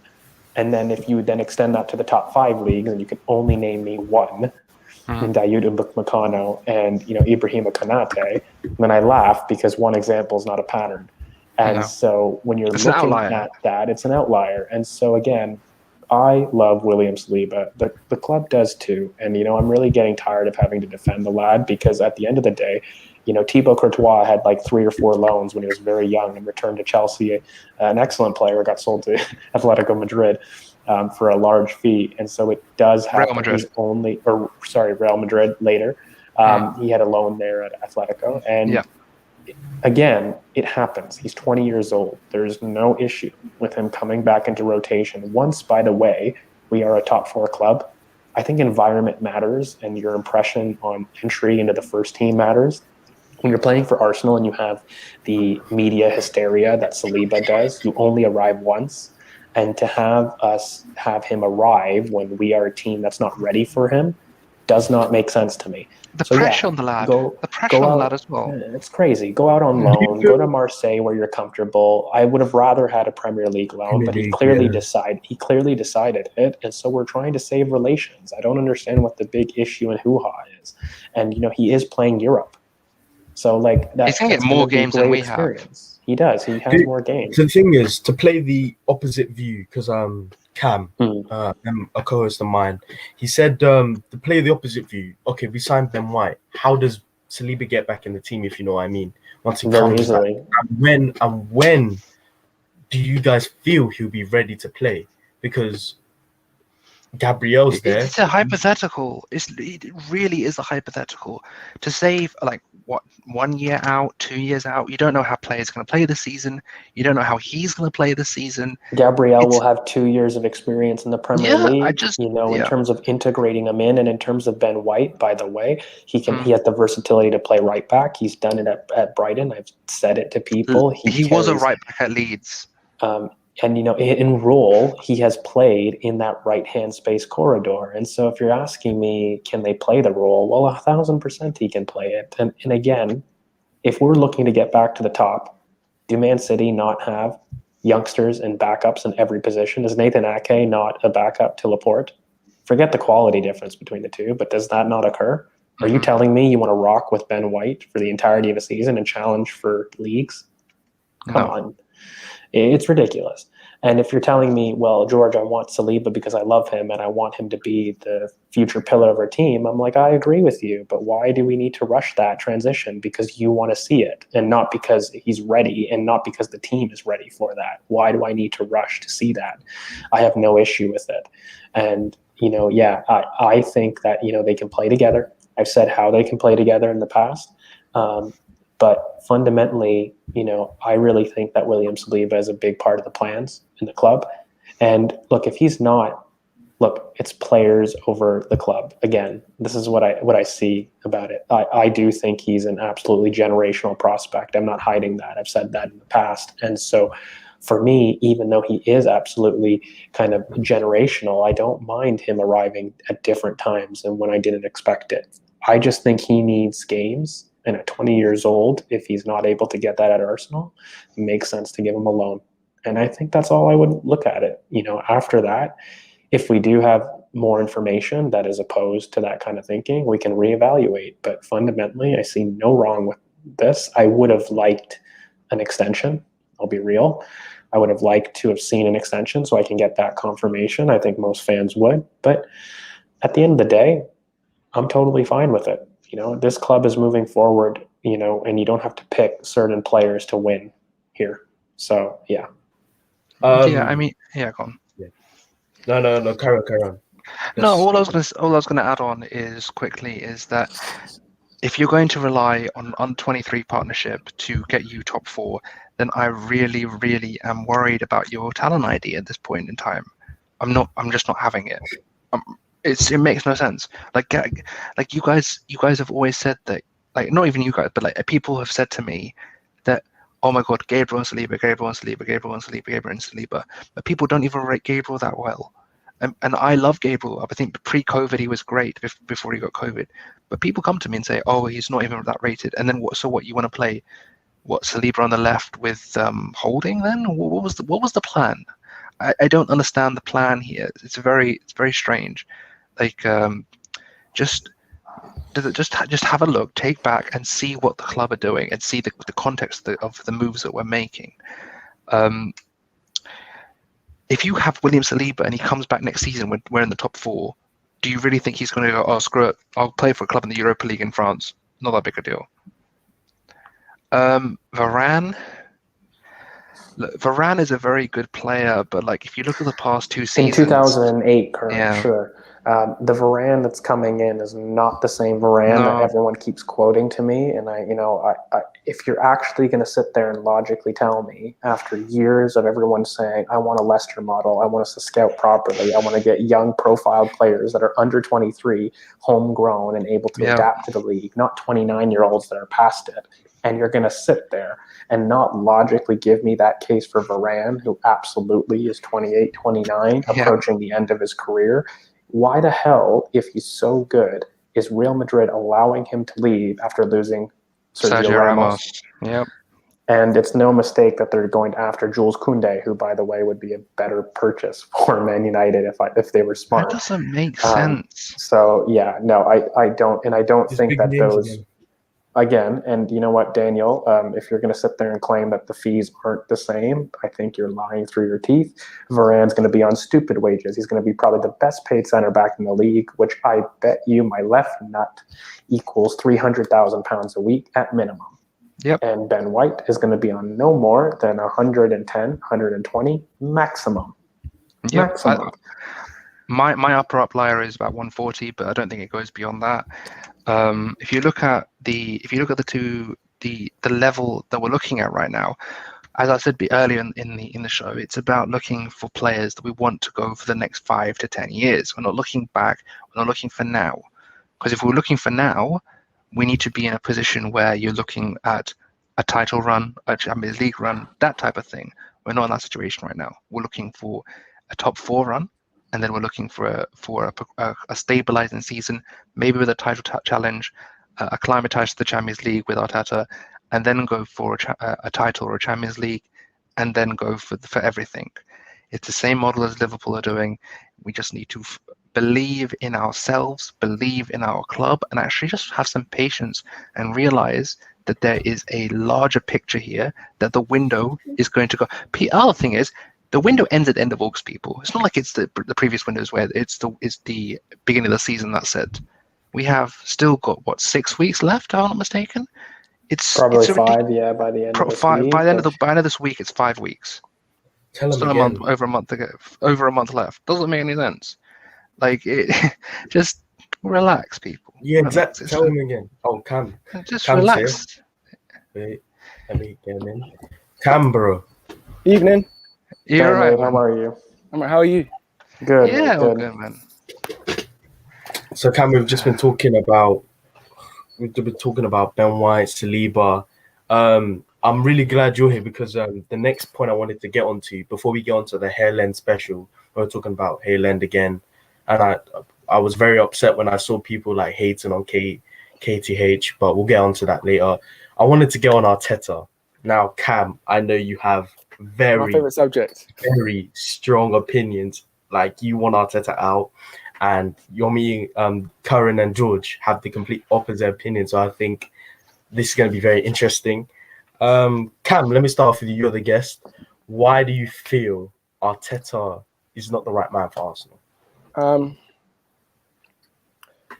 I'll be honest. I was Arteta out when the links started coming out from November, because I felt like when we sacked Wenger, my idea was I was not happy with 4th as an Arsenal fan, and I felt we should be trying to get 3rd, 2nd, 1st. So the idea that we got Arteta, I was like, I don't see this as going to be an immediate. I think it's going to take quite a long time to get back to where we were. So then I let him have the first year in the FA Cup run. In my opinion, it was a bit of a fluke run. Like, we can go back and say that Sheffield United game, then maybe the City game he played well, and in the final, I think if Pulisic didn't come off injured, I think we would have lost that game. And then, so we got 8th. You go, well, he only had half a year. Those are not his players. We'll give him the summer and see what he can do next year. And I think we were worse off last season than we were 2 years ago. I think he's still stuck with the players like Xhaka. He brought Willian in and that didn't work, I think.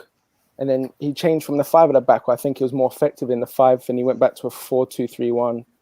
Then switched it again to like a 4-3-3. And then I think he was going better when Smith Rowe came in after January. And then he just couldn't get a consistent run in the team. And I think there's better managers out there. Before Nagelsmann went to Bayern, I thought he would have been a better manager, because I thought he could have had the youth and brang through, like how he had Guendouzi, Martinelli, Saka, ESR. And I would have had that for 2 years. I say, look, he's using young players. He needs better players, but I don't see much. Even if you give him better players, I don't think we're going to break top 4 with him. So I'd rather bring a better manager in. Well, yeah, the only pushback that I'll make essentially is I think that FA Cup run, you can't say it was fluke because we beat Southampton, City, Chelsea. Those are not bad teams. It wasn't like we went, from Ipswich Town. I think when you look at a fluke, I would have to say that you only face one Big Six team. And I think to say it's a fluke is a little bit tough. But one thing that I'll levy at you is, do you believe that our squad at the beginning of that season had the same profiles that others had? And Thomas Partey was injured when he came in, remember? And it wasn't until December that we had a fit Thomas Partey and even an option at 10 in Emile Smith-Rowe from Boxing Day. So we didn't even have a 10 in the squad. We didn't even have a center mid that was two ways because Thomas Partey was injured. He made maybe a total of 90 minutes across those first 3 months. So I would just argue, did we have a squad to compete with those that you want to compete with at that point? Because since Boxing Day, when you draw a bookmark in that season, when he had the profiles, forget quality, he actually had a physical number 10. He had a fit Thomas Partey. We were second in the league. He beat Thomas Tuchel, who came in at the same time. He had a better record than Thomas Tuchel. We were second in the league for points. We were third in the league for goals for, second in the league for goals against. And our goal difference was second in that league over the same period that Thomas Tuchel came in. So I do ask fans that are kind of opposed, if Arteta got the sack in November like many wanted him, and you put in another name and he had the same record that he had, would you not have been ecstatic and felt that that was progress? Me or? Yeah, you. Yeah. Okay, sorry. I would agree with the point he brought ESR and he played better, but I don't think still we haven't got a style of football. It seems a bit like give it to Saka and hope he does something with the ball. You don't think we build up in a 3? And we have a 2-3-5 kind of in attack? I kind of see it's like Leno has the ball, he gives it to Gabriel, it goes back, it beats a press and it breaks down. Or it gives it to Saka, it beats 2 players. It doesn't. You see, when Tuchel walked into Chelsea, he only had 2 weeks and you could already see they're going to play high pressing. It's going to play like this. When Klopp went to Liverpool or Pep went to City, he had, Sanya or Zabaleta and Clichy, and we were like, well, they're not good enough, but he's playing out from the back. Or Klopp was high press. I don't know what Arteta is doing. He seemed better when we had the 5-2-3 because we kind of but don't you remember though, in and encountered. I think, don't you remember when he first came in, he tried a high press and then the lads couldn't do it. They were gassing at 60 minutes, so then he dropped it. Chelsea. And then it got leaked because I've heard saying it, Emery, they weren't fit enough. And but exactly, and I feel my question would be though, if we didn't have a system, I don't understand how we could get those output in the league to that degree to be second in the league and over the same period beat Thomas Tuchel. Like the points, if you look back, we were second in the league table since Boxing Day. That's when Thomas Tuchel came in. So if he does have a system and Arteta doesn't, but he did better in every metric, I just don't understand. With players, by the way, forget quality because the 2 squad differences are completely different qualities in terms of squad. So even with a lower quality squad, he beat him in every metric. That's my only pushback to it.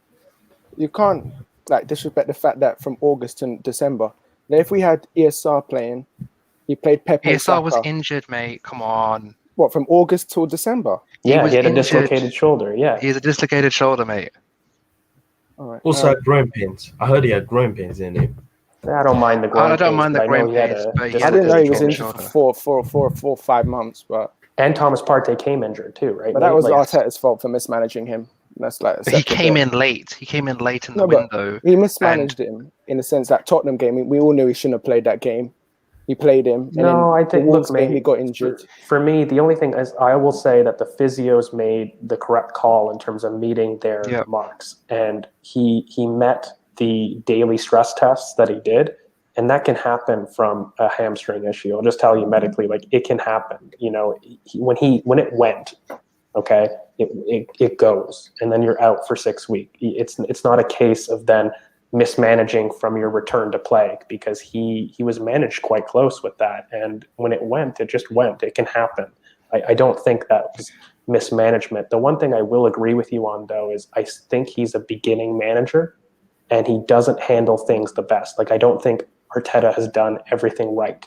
So how he handled like the red cards, I think is drastically different. So I look at how he handled Pepe early in the season and then how he handled Granit Xhaka later in the season. They were very different in terms of how he handled it. And so I think he makes mistakes, but it's just my only pushback to this firm Arteta out issue is everyone keeps telling me you can't forget the beginning 3-month run. And I'm like, okay, cool, but why are you ignoring the Boxing Day to the end of the season, which is 60% of the season versus 40% of the season?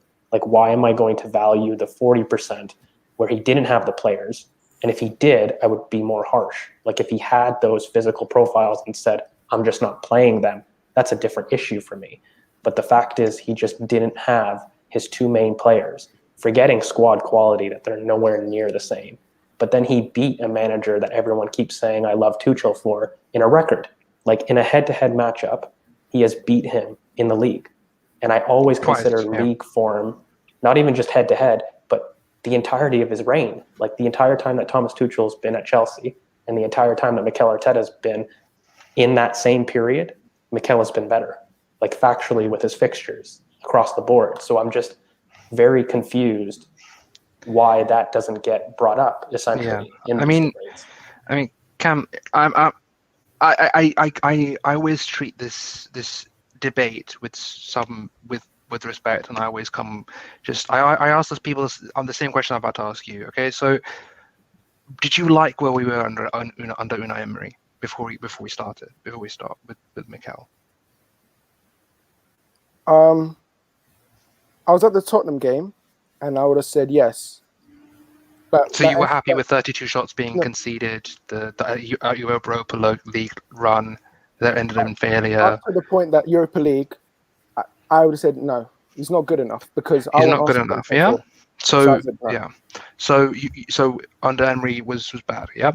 So where were we at the beginning of? I think we were better under Emery than we are under Arteta, but I won't say but we haven't. Points. We've got more points even between the two seasons. George, let's. I want to see where Cam is. I want to see where his positions are. So, when we started under Mikel, do you think we had the profiles available to reach a top 4 finish? So are we talking about, this is Emery's team we're talking about? No, I'm talking about from when he took over from Freddie. Emery. From Freddie to the end of the season, do you think he had the profiles to get a top 4 finish? Remember, he came in and we were 11th. No, we did not. Because we came in and he were 11th, correct? No, we did not. We did not have the right type of play. That's why I said. How many transactions have happened for Mikel Arteta? Do you know? Are we counting contract renewals as well as signings? I'm not. Just signings because they're new players. It's just his players, though, isn't it? He's only got 2 players, though. He's only got 2 players. Cedric, Partey. No, those are squad depth. They're not his players. Those are not his players. They're squad depth players. Didn't Cedric not come in January? Yeah. Cedric came in January, but they weren't first 11 additions. They're not. When you talk about additions, you're talking about players to affect the first team. So Cedric's better than Bellerin. So I would have said Cedric is 1. Okay, so 3 then. You can give me Cedric. You can say Cedric is an improvement on Bellerin. So that's 1. Then who does it? Ryan was not better than but no. And then Pablo Murray better than what we had in Rob Holding. Gabriel is Pablo Murray better than Mustafi played? Mustafi was playing because he was there. But we already had him. No, so he's an improvement. Luis, I don't think he's better than Luis. No. And he was playing on the right. Was it Mustafi? Then it was Holding, Chambers, Socrates. I don't think you can say that Murray was an improvement on those center backs. I think he's better than all of them. Now he is, but when he came in, he was a bit iffy. He wasn't great when he came in. It's still an upgrade. It's still an upgrade. In a sense. All right, fine. So, but the thing is Murray a starter? Oh no, I'm not saying he's good enough. I'm just saying Arteta had better players than what he had, but you can base. So in total, you're saying we have. So it's Gabriel, Partey, Cedric, and you're saying Murray as well, yeah. Yeah, but the thing is, you can't really say Murray because Gabriel and William. If you want to do William, because that's a transaction. That is a transaction, right? So 4 transactions, and 2 of those transactions are now squad depth. Correct? Yeah. So if you're going from a team that was 11th that won an FA Cup with 2 extra transactions, you're saying from 11th to 8th, and then the season we finished 8th with 2 extra players, we're meant to go from 8th to 4th when Chelsea spent big money. Liverpool are still there. Man United have made great improvements with Bruno, even though he's not as good as people think he is. And Man City and Man City. So with 2 extra players to a team that finished 8th, do you really think we were going to finish top 4 this season? Yes. Because he mismanaged the players and he was playing the wrong players as well. I'll start with mismanaged. How many players that we had would get into a Man United, a Chelsea, a Liverpool squad or starting 11? Starting 11. Starting 11. Partey, Gabriel, Tierney. I would say Pepe now. From what we've seen of Pepe now. No. Come on. You have to say that because if Arteta managed it, look how better he's been managed. He scored the most goals in May. So you can say before Pepe signed for Arsenal, everyone in the world wanted him. How did he play under Emery? If it was Arteta, then he would have been playing horrible under Emery. He didn't have the same output.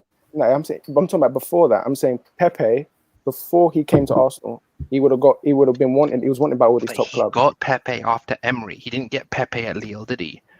No, but I'm just saying, Pepe would have get into Man United's team before he played at Arsenal. But you can't play 3 years ago. You can't play 3 years ago. So basically, you're saying Paul Pogba 3 years ago would get into the Man City team.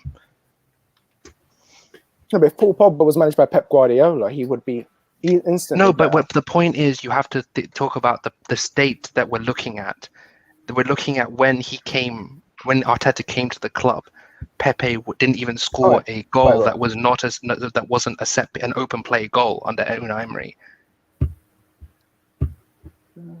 No, he didn't. No, West Ham was the first one he scored, and that was Freddie Ljungberg. Yes. All right, Aubameyang would get in. There's another one, Aubameyang. Yeah, Aubameyang. Yeah, fine. Saka. At left back? No, as a winger, he would get in. He wasn't a winger under Unai Emery. He was a left back. His first game as starter was Aston Villa. He played as a winger. But where was his predominant position at left back under Unai Emery? No, he played. I think he played more. He played more as a left back than he did. Played more as a left back. And his second game I remember at left back was the Newcastle, and I don't think Emery played. That was Arteta that was playing him at left back because Kolasinac was gone and Tierney was still injured.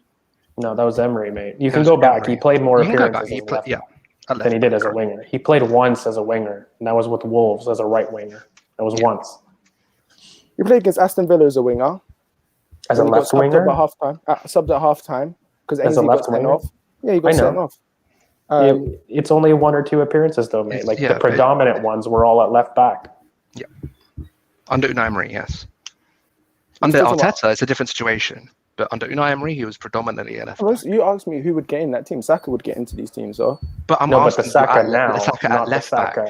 Not the Saka at Emery's team. That's the difference. But still, he still had 5 or 6 quality players. Let's not deny that. No, he did. But is that a starting 11? But does 5 or 6 quality players make a top 4? That doesn't make a top 4 team. Because there's a counteractor to that. How many players did Leicester get into these teams? And when did Leicester finish top 4? Leicester were in the top 4 the most out of all these teams, barring, was it Man City? But did they finish top 4? And where did they finish? Because they had like half their team injured by the end of it. Yeah, exactly. That means you don't have a lack of depth. It's not about just the names, it's how you have a system as well as how the players. So I'm saying Arteta had 6 quality players. I think if you put Guendouzi where Xhaka was, if you gave Willock more time, because you can really see that Willock can find the back of the net, I think he should have dropped Bellerin from earlier and played Cedric. I think would have been higher up the table. Okay, but then I want to go away. Top 4, though. Hold on 1 second, Kern. Hold on 1 second, because I think you're getting into like player debates that don't make sense. Because we're looking at Pepe from 3 years ago, then you're looking at Saka from now. Like they're not consistent. But again, I always ask you, if you're saying we only had 5 or 6 players, very simple. Did he have a number 10 at any point pre-Boxing Day? an option. Yeah, Willock wasn't Willock's not a He's not a 10. 10. Willock's not a He's 10. not a 10. So He's where's he an playing eight. at He's an Newcastle? Where's He's he an playing at 8. Newcastle? An 8. He played an Free 8. 8. That's how he scored his most goals. No, but Yeah. they play 5-3-2, but he's more of a 10 than he is an 8. He's not this No, box he's an to 8. box. Nah. He's an He's 8. an He's 8. quite clearly an 8. Similar to He's a Ramsey Gravenberch. type. He's someone that he arrives late in the box. He's not a Yeah. pure 10. He's an 8. Not a pure 10. But you don't have to have a pure 10 to play the 10 role. You want to play You Pepe as do. a centre forward, and he's not a pure centre forward. He can play the 10 role. He can play the 10 role more than he was playing Willian as a 10. So are you telling me Joe Willock Willian has at a 10? history of No, playing the hold 10. on. I'll Willian use can't play the 10. your Willian can't argument. play 10. I'll use your argument, even though he did play as an 8. But if you're telling me Joe Willock is at 10, are you telling me that Joe Willock at 10 is able to compete with Bruno, is able to compete with the top 4 clubs, James Madison, Kevin the ones De that you Bruyne. want, Kevin De Bruyne, like the ones that you want to Fabinho. surpass in order to get into the top 4? You're telling me Joe Willock is good enough to do that? But my point was at the very beginning, if he played the right players, and I said this team, he's not But got is enough Joe Willock the players. right player? That's the He's point. not good enough. He's not good enough to be getting top 4. But that was not my point at the very beginning. Was if he played a team that was young, I said, you know what, he hasn't got the players he has. What can he do with that? But he was still playing Willian at 10, and I'm like, what are you doing? You're Willian played Bellerin- at 10 before he went to Chelsea. There's a history of him playing at William 10. can't play 10. No.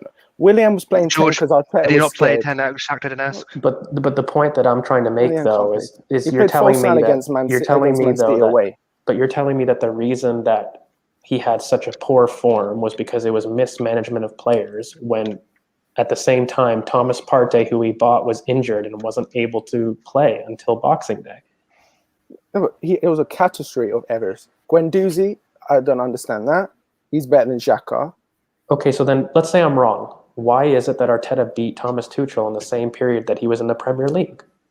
We didn't beat him Let's- at Boxing Day, so he only beat them at Stamford Well, he Bridge. wasn't 1-0. there at Boxing Day. It was No, No, so I'm no, just no, saying. no, So the one game, no, there was In- one game. I'm just trying to No, get it. not, So not one game. In the time that Thomas Tuchel has been in the Premier League, the amount of games that he has been in the Premier League, Mikel, in the same time period, has beaten him for points and for every other goals conceded, goals for metric, if you go back. So I'm asking you, if he is a better coach, why has he not beaten Mikel Arteta? Forgetting the squad quality issue, forgetting he mismanages, if he is better, why has he not had the output?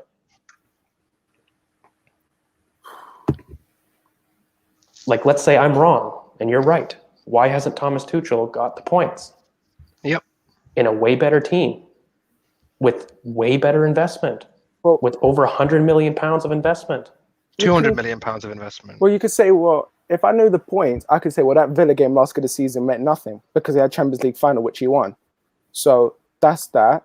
I think. But we're not in the Champions League. You can't make No, that but that's why comparison. Tuchel. I said if Tuchel, if Arteta beat. Well, we Tuchel had by the 3 Europa League points. semi-finals and we dropped points because of that. And we No, but I'm beat saying Tuchel more on if it was head-to-head. 3 points. And But we I'm beat... not. You can't compare what Tuchel's done at Chelsea to Arteta. I'm sorry. He's got a Champions League. And No, but mate, I'm Arteta's just got an asking FA you. Cup. No, hold We're on. not comparing the Curran, two. hold Yeah, on. go for it. Hold on. I'm just asking you very simply. If he is better, why didn't he get better output over the course of a season? And don't But you're highlight just basing the specific season games. on. You're just basing the season on Premier League. He got to FA Cup final. I'm Champions saying, League final. mate, the Premier League is a lot better than individual games. It's like consistency over the course of a No, season but he is the consistently best had metric. top 4 FA Cup and Champions League, and all Mate, Arteta had to we do had was more the Europa output. League. But again, we had more output.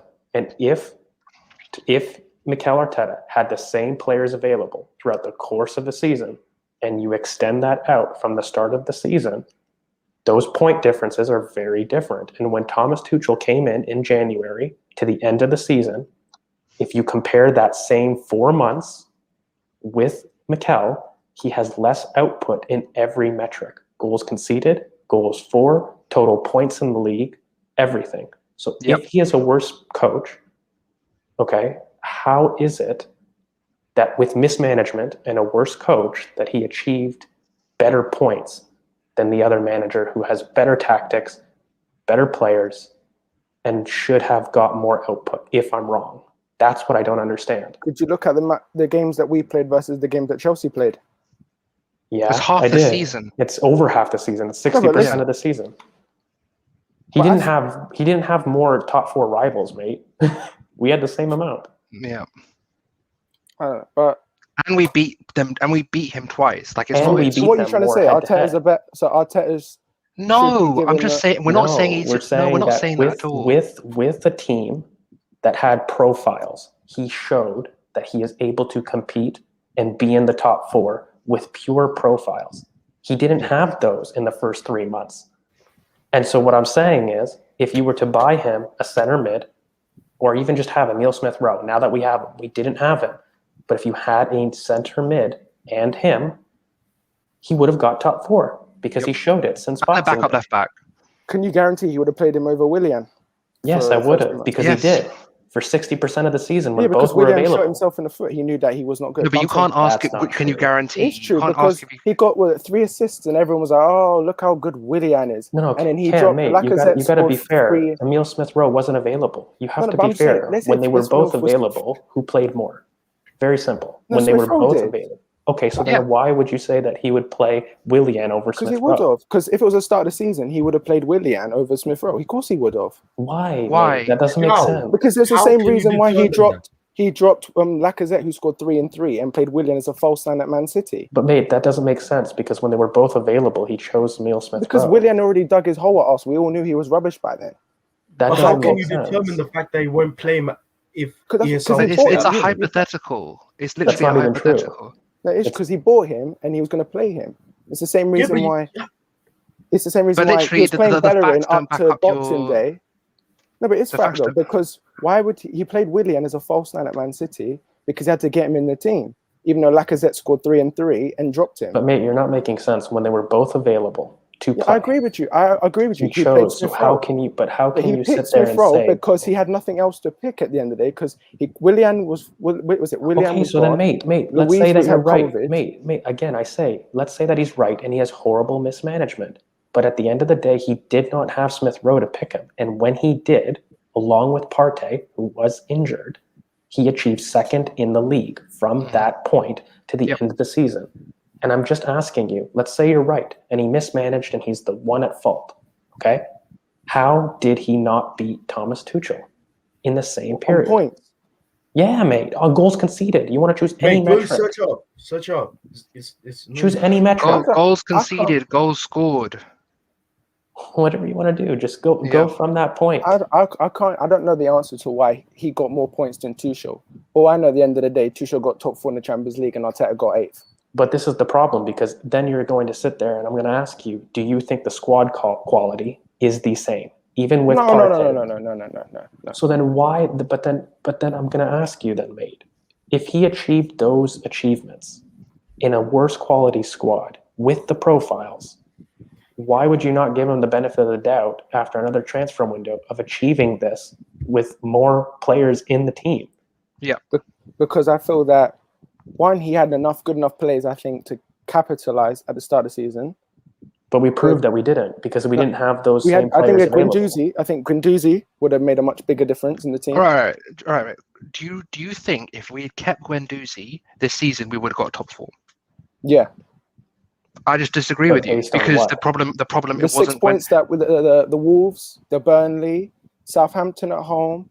But then you're nitpicking things that are hypothetical because they these don't. are games. If we had a better team, we would have not drawn 1-0 at home to Palace. So do you They think would that not have Guendouzi is more disciplined than Granit Xhaka? Yeah, 100%. Guendouzi never got Are sent you off. sure? Sent off. Yeah, 100%. He's more disciplined than Xhaka. Well, then we Xhaka- just have to agree to disagree with that because Xhaka put his hand Guendouzi is an extremely rash If he person was, himself. but Cam, hold on a second. If Guendouzi was this much better than Granit Xhaka, why is it that Hertha Berlin languished in mid-table, having played a majority of the games with him there?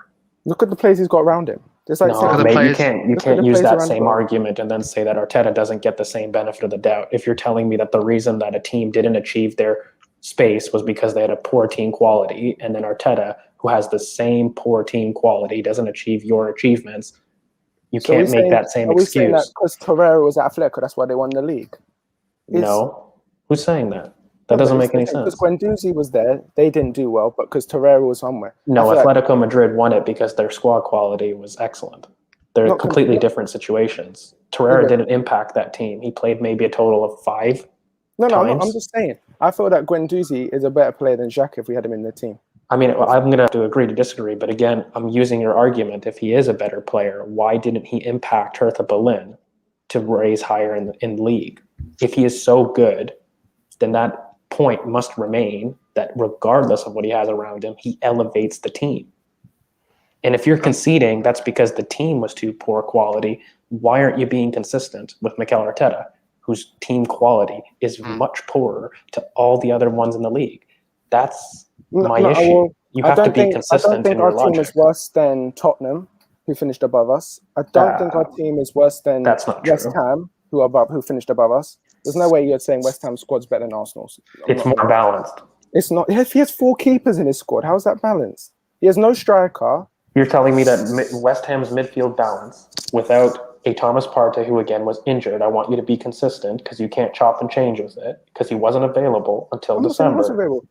And Emile Smith-Rowe, who weren't available. You're telling me that West Ham couldn't have achieved more than 6 points with a midfield that had a 10, that had a center mid for 3 months of the season.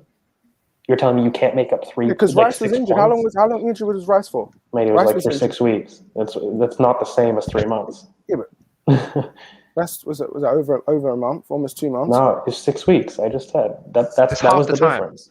Yeah, it's half the time. Also, he has a system playing as a 5. But mate, you keep saying system again. I just simply asked you if they had lacked those profiles for 3 months, are you telling me we couldn't have made up 6 points? Because that was the difference of West Ham that you're saying that we're better than, because we lacked those profiles. I'm simply asking you, if we had them, you don't think that we could have made up that point difference? Of course we could have. But you think the output of those first 3 months is the same with a fit Thomas Partey, with a fit Emile Smith-Rowe? I don't think just Smith-Rowe and Partey would have won those games that we lost in all that November period. Not all of them, but you don't think we would have made up 6 points? We can't. I'll give you an example. The Leicester game at home. The Leicester game at home. Played in that game. No, but Smith-Rowe didn't. And we lacked creativity, and that's why we lost that game. Because we weren't putting the chances away. He not played that game, though. But we just proved that when Smith-Rowe and Willian were available, he preferred Smith-Rowe because Willian was so poor for 6 months. You're not going to pick a player that game was in November when it was already poor. Willian was already poor, right? So if Smith-Rowe was available, he would have picked him. The reason I'm asking you is I just see an inconsistency, because whether you believe he would have played or not, we're never going to, I think, agree on that. Because I've told you when they were both available, he played him, and he played him regardless. But I'm asking you, let's put those players who were injured as fit. Do you believe they make up 6 points? Yes. And we turn results? Yes. Does that mean that we achieve top 4? Yes. Did that squad with Emile Smith-Rowe and Thomas Partey, are they all the same quality now as Chelsea, Liverpool, City, United? No. Okay, so he's overachieving. Wait, hold on. Well, clearly he's not. Hold on. So then if he had those players, and you're telling me you believe we would have got top 4 without those injuries? No, I wouldn't. I would say may, because I don't think we may have got it. We may have got it. Sure, may whatever you want, but 6 points. If you're telling me with those players we would have improved with a squad quality that was less than all of them, why don't you give him the benefit of the doubt to equal, not even better, but equal the squad quality, and see how we compete? That is my question to you. Because I think we're not going to win the league or get top 4, and I don't think it's going to be. But we already proved that we can, mate. It's 6 points. It could have happened. But mate, it's 6 points. That's 2 wins. Yep. Come on, mate. It's not fair. In 3 months of the season, he had 2 players that were key fixtures that weren't played. And we haven't even got into Kieran Tierney injuries, by the way, who in that 6 month period that I keep quoting, we lost Kieran Tierney, Granit Xhaka, who however much you want to talk about his quality, they're important to the team, and Luiz. He achieved those things with major injuries to the squad. So I'm asking you, why is it not fair to give him the benefit of the doubt? Because when he walked into Arsenal, he wasn't It wasn't to say, you know what, because when we walked into Arsenal, he wasn't to say, you know what, we have 2 years and you know your team's not good enough, so we're happy with you getting 10th, 9th and 8th. But no one's saying that we're happy, that we're all upset about it. Because he was not sacked for it. But when it was Emery, who had a worse team, he finished 5th, and that was get him out. Emery had Lichtsteiner, Monreal, Koscielny, Jenkinson. But what was the reason for you wanting him out? What I'm asking you... He wasn't good enough. He wasn't good enough. Okay, and then I'm going to ask you with Mikel Areta, okay, you just told me that with injuries, you believe we may have got top 4. Yeah, we could have got top 4. Okay, cool. But injuries, was that the fault of Mikel Areta?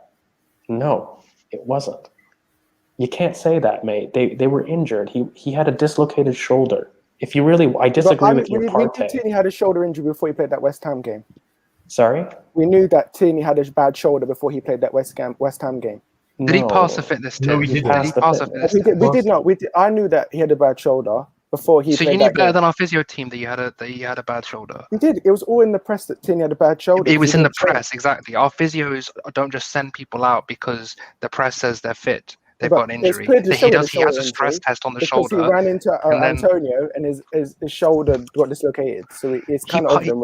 Our physio team would actually give him a stress test, and he would have to pass a fitness test. I don't want to get into the individuals because again, I just keep going to ask you, with those not injuries, you just told me that you believed we could have got top 4. Yeah, we could have. And that would have been progress by your evaluation because you expected top 4. So then I'm asking you, why don't you give him the benefit of the doubt with a squad that isn't injured with key fixtures for 3 months? Why do you make a pass for Emery, who, by the way, didn't have those injuries? He didn't have key players missing for 3 months of the season. Nope. He didn't. And that is a fact. And he underachieved with the squad that you expected 4th with. That's the reason he got sacked. When I look at Mikel, with that squad though. No, you can't hypothetical because when you were out there, you wanted 4th. When Emery was hired with your squad, you wanted 4th. That was your expectation. And you sacked him because he didn't meet the 4th expectation without long-term injuries for 3 months. I'm not saying Arteta is the one for sure, but I believe in him because our squad had massive injuries. That meant I can't expect top 4 with key injuries to major players for more than 3 months. George, if we're not going to invest £200 million to have them, him having them and not choosing them, or him causing those injuries would have swayed me, but he didn't. They started the season injured. They started that way. So you can't tell me then, without those things, because you just admitted we may have got top 4, and that would have been progress. George, before we move on from this, I don't want to spend insane amounts of time on this, but I just want to. We are in the here and now. Okay, we're not talking about a year ago. We're not talking about FA Cup. I'm talking here and now. I'm not talking about before Nagelsmann got hired by Bayern. I'm talking now. Who is your man? Who is out there? Zidane is your guy. Yeah. Right. So if you think Zinedine Zidane is going to take the Arsenal job and come in and coach this team to top 4? Minimum, easily. In my opinion, he hasn't been proven tactically either. By the way, it hasn't been. I haven't been tactically. No, Daniel, wait. So, how about the quality of that Real Madrid side in comparison to this Arsenal side? How are you comparing Real Madrid to Arsenal? Exactly. I'm not comparing it. No, but the thing is, he's won the Champions League with one of the best Real Madrid squads in history, and never won it since. Yeah, and he was just fired by that same Real Madrid team after they got trounced in that UEFA Champions League semi-final. My point is he needs the profiles for a 4-3-3. I love Zinedine Zidane. Ask George. I loved Zinedine Zidane as a manager. 4-3-3 is my system. Casemiro, Modric, and Kroos is my midfield. I love 4-3-3, but we do not have the profiles for 4-3-3. No, so if you're going to tell me. If you're going to tell me we're going to keep Willock, we're going to find a destroyer, and we're going to find a destroyer, and we're going to play 4-3-3. Madison, a destroyer, and Partey, and we can play 4-3-3. Fairs, but we do not have the 4-3-3 Look, Curran, players the right only now. thing I'm going to say is I think we're not going to convince each other because like No, we're not. No, we're but kind of there's at this logic. point, Like, and I want Daniel to get to yeah. like the Halen because I don't know how. I probably have another half hour, but the only thing I'm going to ask, yeah. the only thing I'm going to ask Cam is like at the end of all this, because Mikel's not leaving. Like we can all agree on that right now, right? And for this season, what is your expectation based on the quality of the squad? Let's remove what your feelings are with Arteta. I want to know what your expectations are going into the season with our squad. So we don't buy no one. Let's say there's no one gets bought this summer. What we have right now, Ben White is happening because it's been announced. But right now, this is the squad that goes in. What do you believe is fair? Sixth. Okay. And if we were to get James Maddison, let's say, let's believe these links and let's... Fifth. Fine, Leicester for fifth. Okay. And what do you think we need in order to receive top four that you would believe is fair?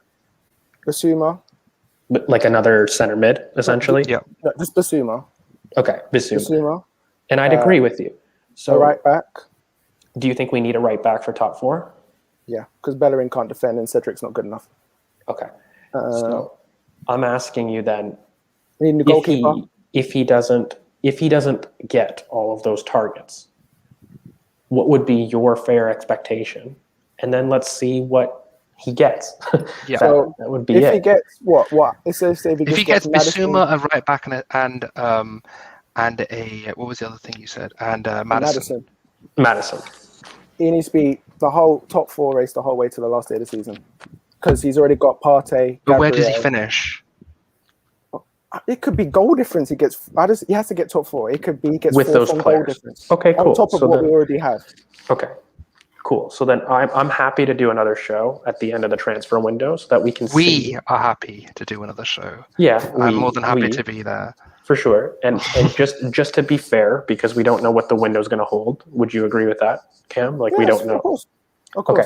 And then let's do our expectations because my only critique would be I personally called 8th last season at the beginning of the season because I felt we didn't have a team ready to compete for 4th. And so I just want to be fair that we all get the chance to see what our final team would be. But why don't we see expectations and then see where we finish? And if Mikel doesn't meet those positions, I'm with you. He should be sacked and he should be gone. But it fundamentally just is you believe he's not good enough and won't ever be. And I think No. I wouldn't say that. I just feel that he's still inexperienced and there's too many errors that he makes to cause problems. That, like, for example, we're playing the wrong players, wrong system, like playing ESR as a false nine against Villarreal. I don't know if anyone can explain what he was thinking. So with that, I'm just asking, like, would you be let's do a show kind of at the end of the transfer window and let's see where we're at because I think like Daniel, I don't want to dictate your show, but I feel like we've kind of reached an impasse where it's like we both feel a certain way and we've kind of displayed our arguments. And plus, and then, I don't like gagging up on people as well. Me neither.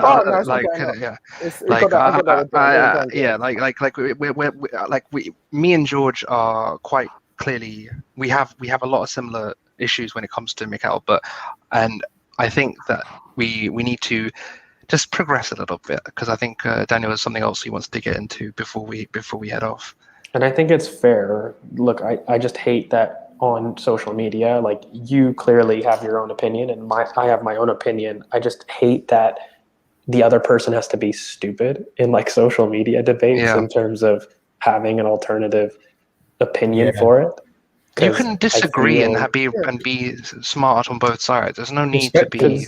I have no issue debating with Arsenal fans because at the end of the day, we all want the same thing. We want our team number one. Success. Yeah. So if you feel that, let's say Arteta has 4 years and you go, Cam, 4 years, we could be there. Where I'm more of an instant fan, like get Conte in, give me the Premier League title. I don't care how we do it if he sells half the team, Yeah, just, mate. Like at the end of the day, it's just perspective and how you see things. And I'll be honest with you. I believe that we will have the money. I don't know if you're a fan that thinks that we don't have money this window, but I do believe that he's going to be given the funds for a top four challenge. And I'll tell you right now, for me, if he gets Basuma, James Madison, and a backup keeper, I want him challenging for top four. Yeah, I said that personally. I said that to Dan as well. I don't need a right back for challenging for top four, personally. I think I want one. Don't get me wrong, like I want a replacement. But if he doesn't get one, I still will have the expectation. I'm telling you right now, you have to be top four for me. Yep. The issue why we're losing is not because we don't have a good enough right back. I agree. Agreed. And so I think actually if you get a top four, I'm going to go as far as saying you better be top four for a majority of the season. Like if we got a right back, like that's my level of expectation. Yeah. And so we'll revisit it at the end of the season. We'll see what happens. But for me, if he doesn't, I'll say with you now, is if he doesn't hit those targets, he should go. Yeah, I said by December, we should know. If he's not on the top, yeah, I agree. With those targets. I agree. I agree. Yeah. All right, let's move on. We came to an agreement. Sorry, guys. That was amazing. I was just like, wow. Yeah, let's talk about Hale End. There's been a lot of excitement recently about Kiddo Taylor Hart signing his new contract. I know, George, you love the guy.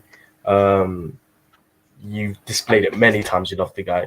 George, by the way, just want to know, is he your favorite talent? He's your favorite talent in Hale End? Yeah, Kiddo is my favorite. Cam, what's your opinion on Kiddo Taylor Hart? Do you think he's could be a potential star or no? You don't rate him as highly? Could I be honest? Yeah, of course. You had to be honest.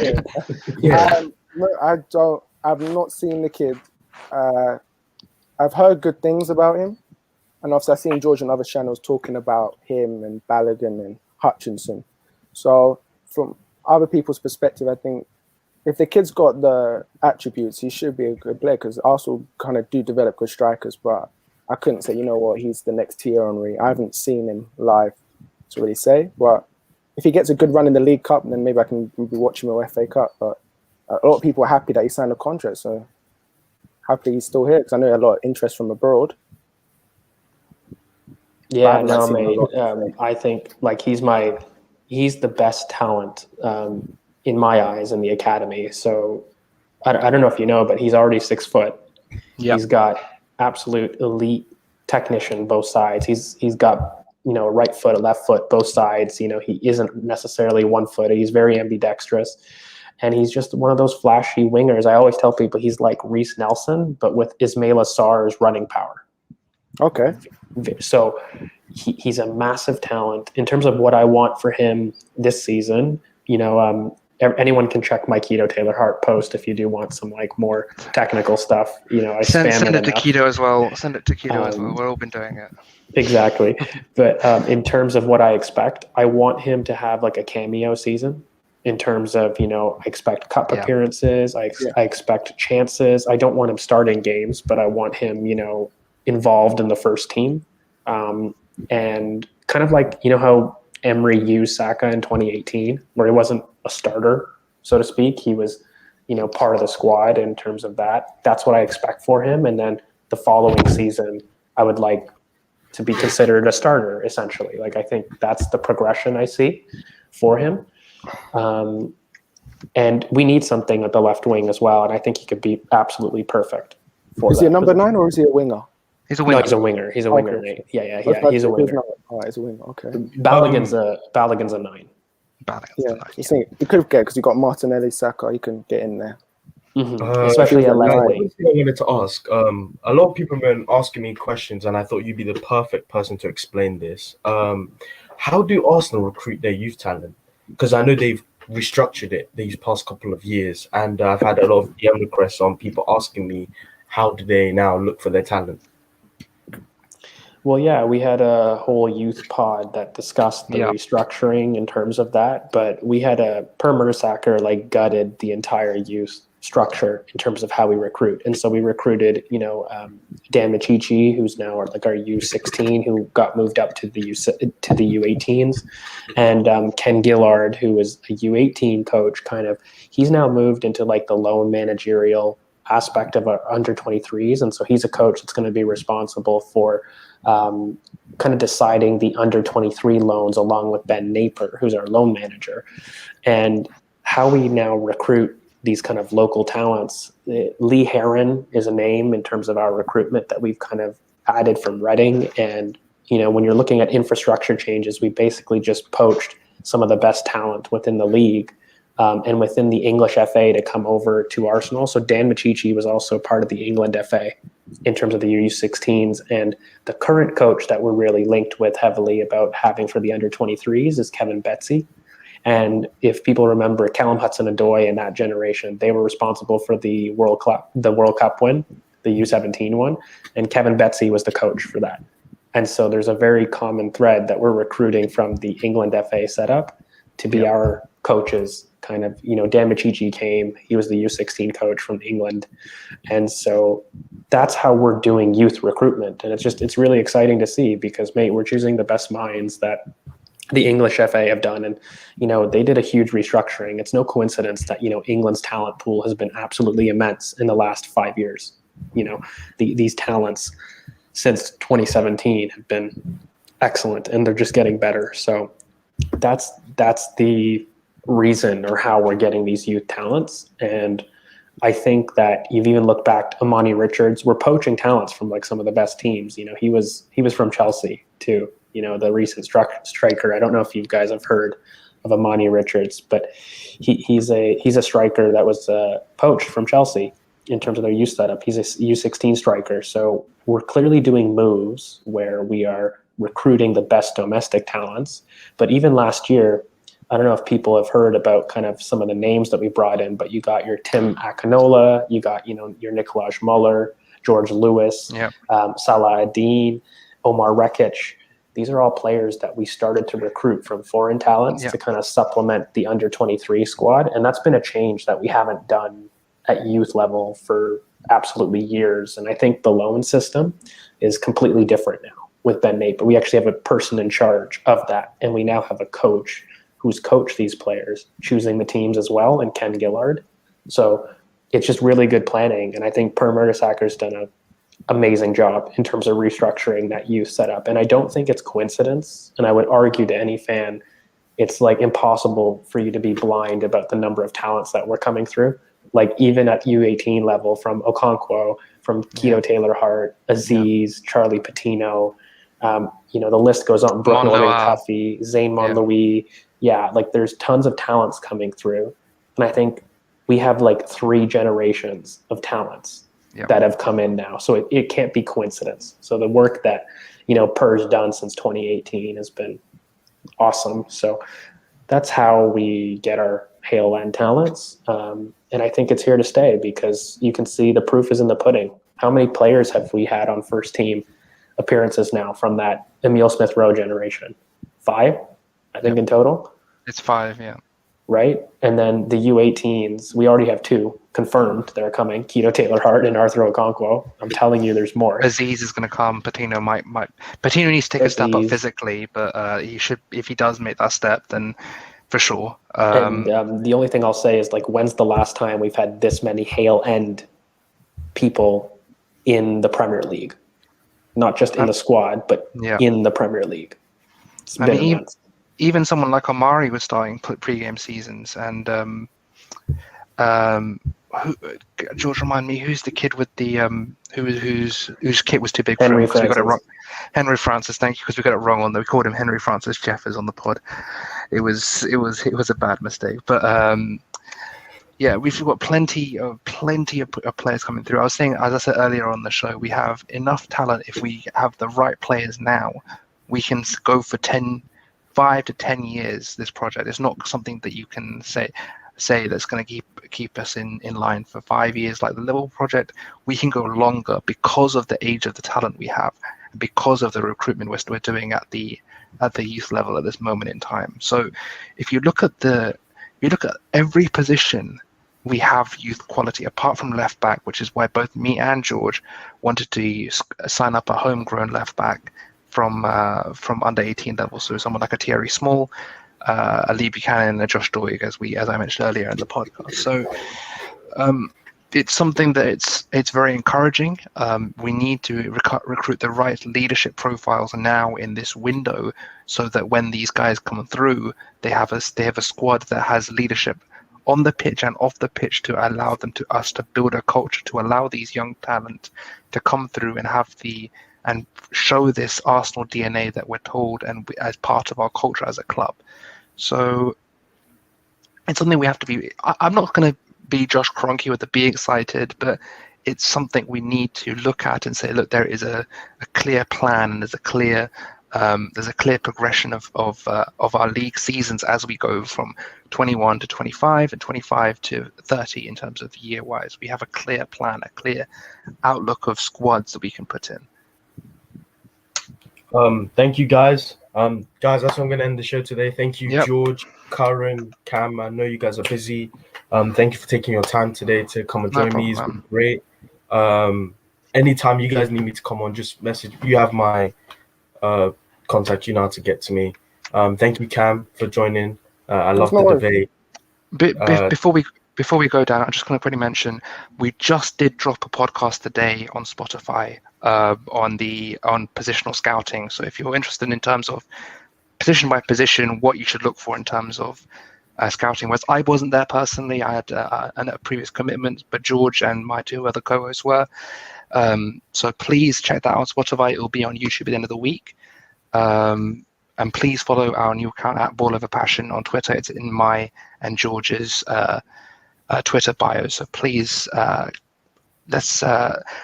we love working with Daniel. I think Daniel will definitely be on later in the month. So thank you so much for having us on, mate. Yeah, thanks, mate. You know how much I love coming on here. It's been a while. It's nice to meet you, Cam. Thanks for thanks for the interaction. It's been good. So yeah, and I look forward to kind of our end of season predictions, because I think that'll be fun. It's always nice to see where people think you're going to be, and then like looking kind of how it ends up. I think everyone gets a little surprised, even those that claim that they're the most forward thinking. They're sometimes the worst off in predictions, aren't they? Yeah, so thank you guys. Don't forget to, as I said, I did leave both of your links down below already, and Cam's. Appreciate it, mate. I'll leave a link to your Spotify as well, and I'll see you guys next time. All right, bye.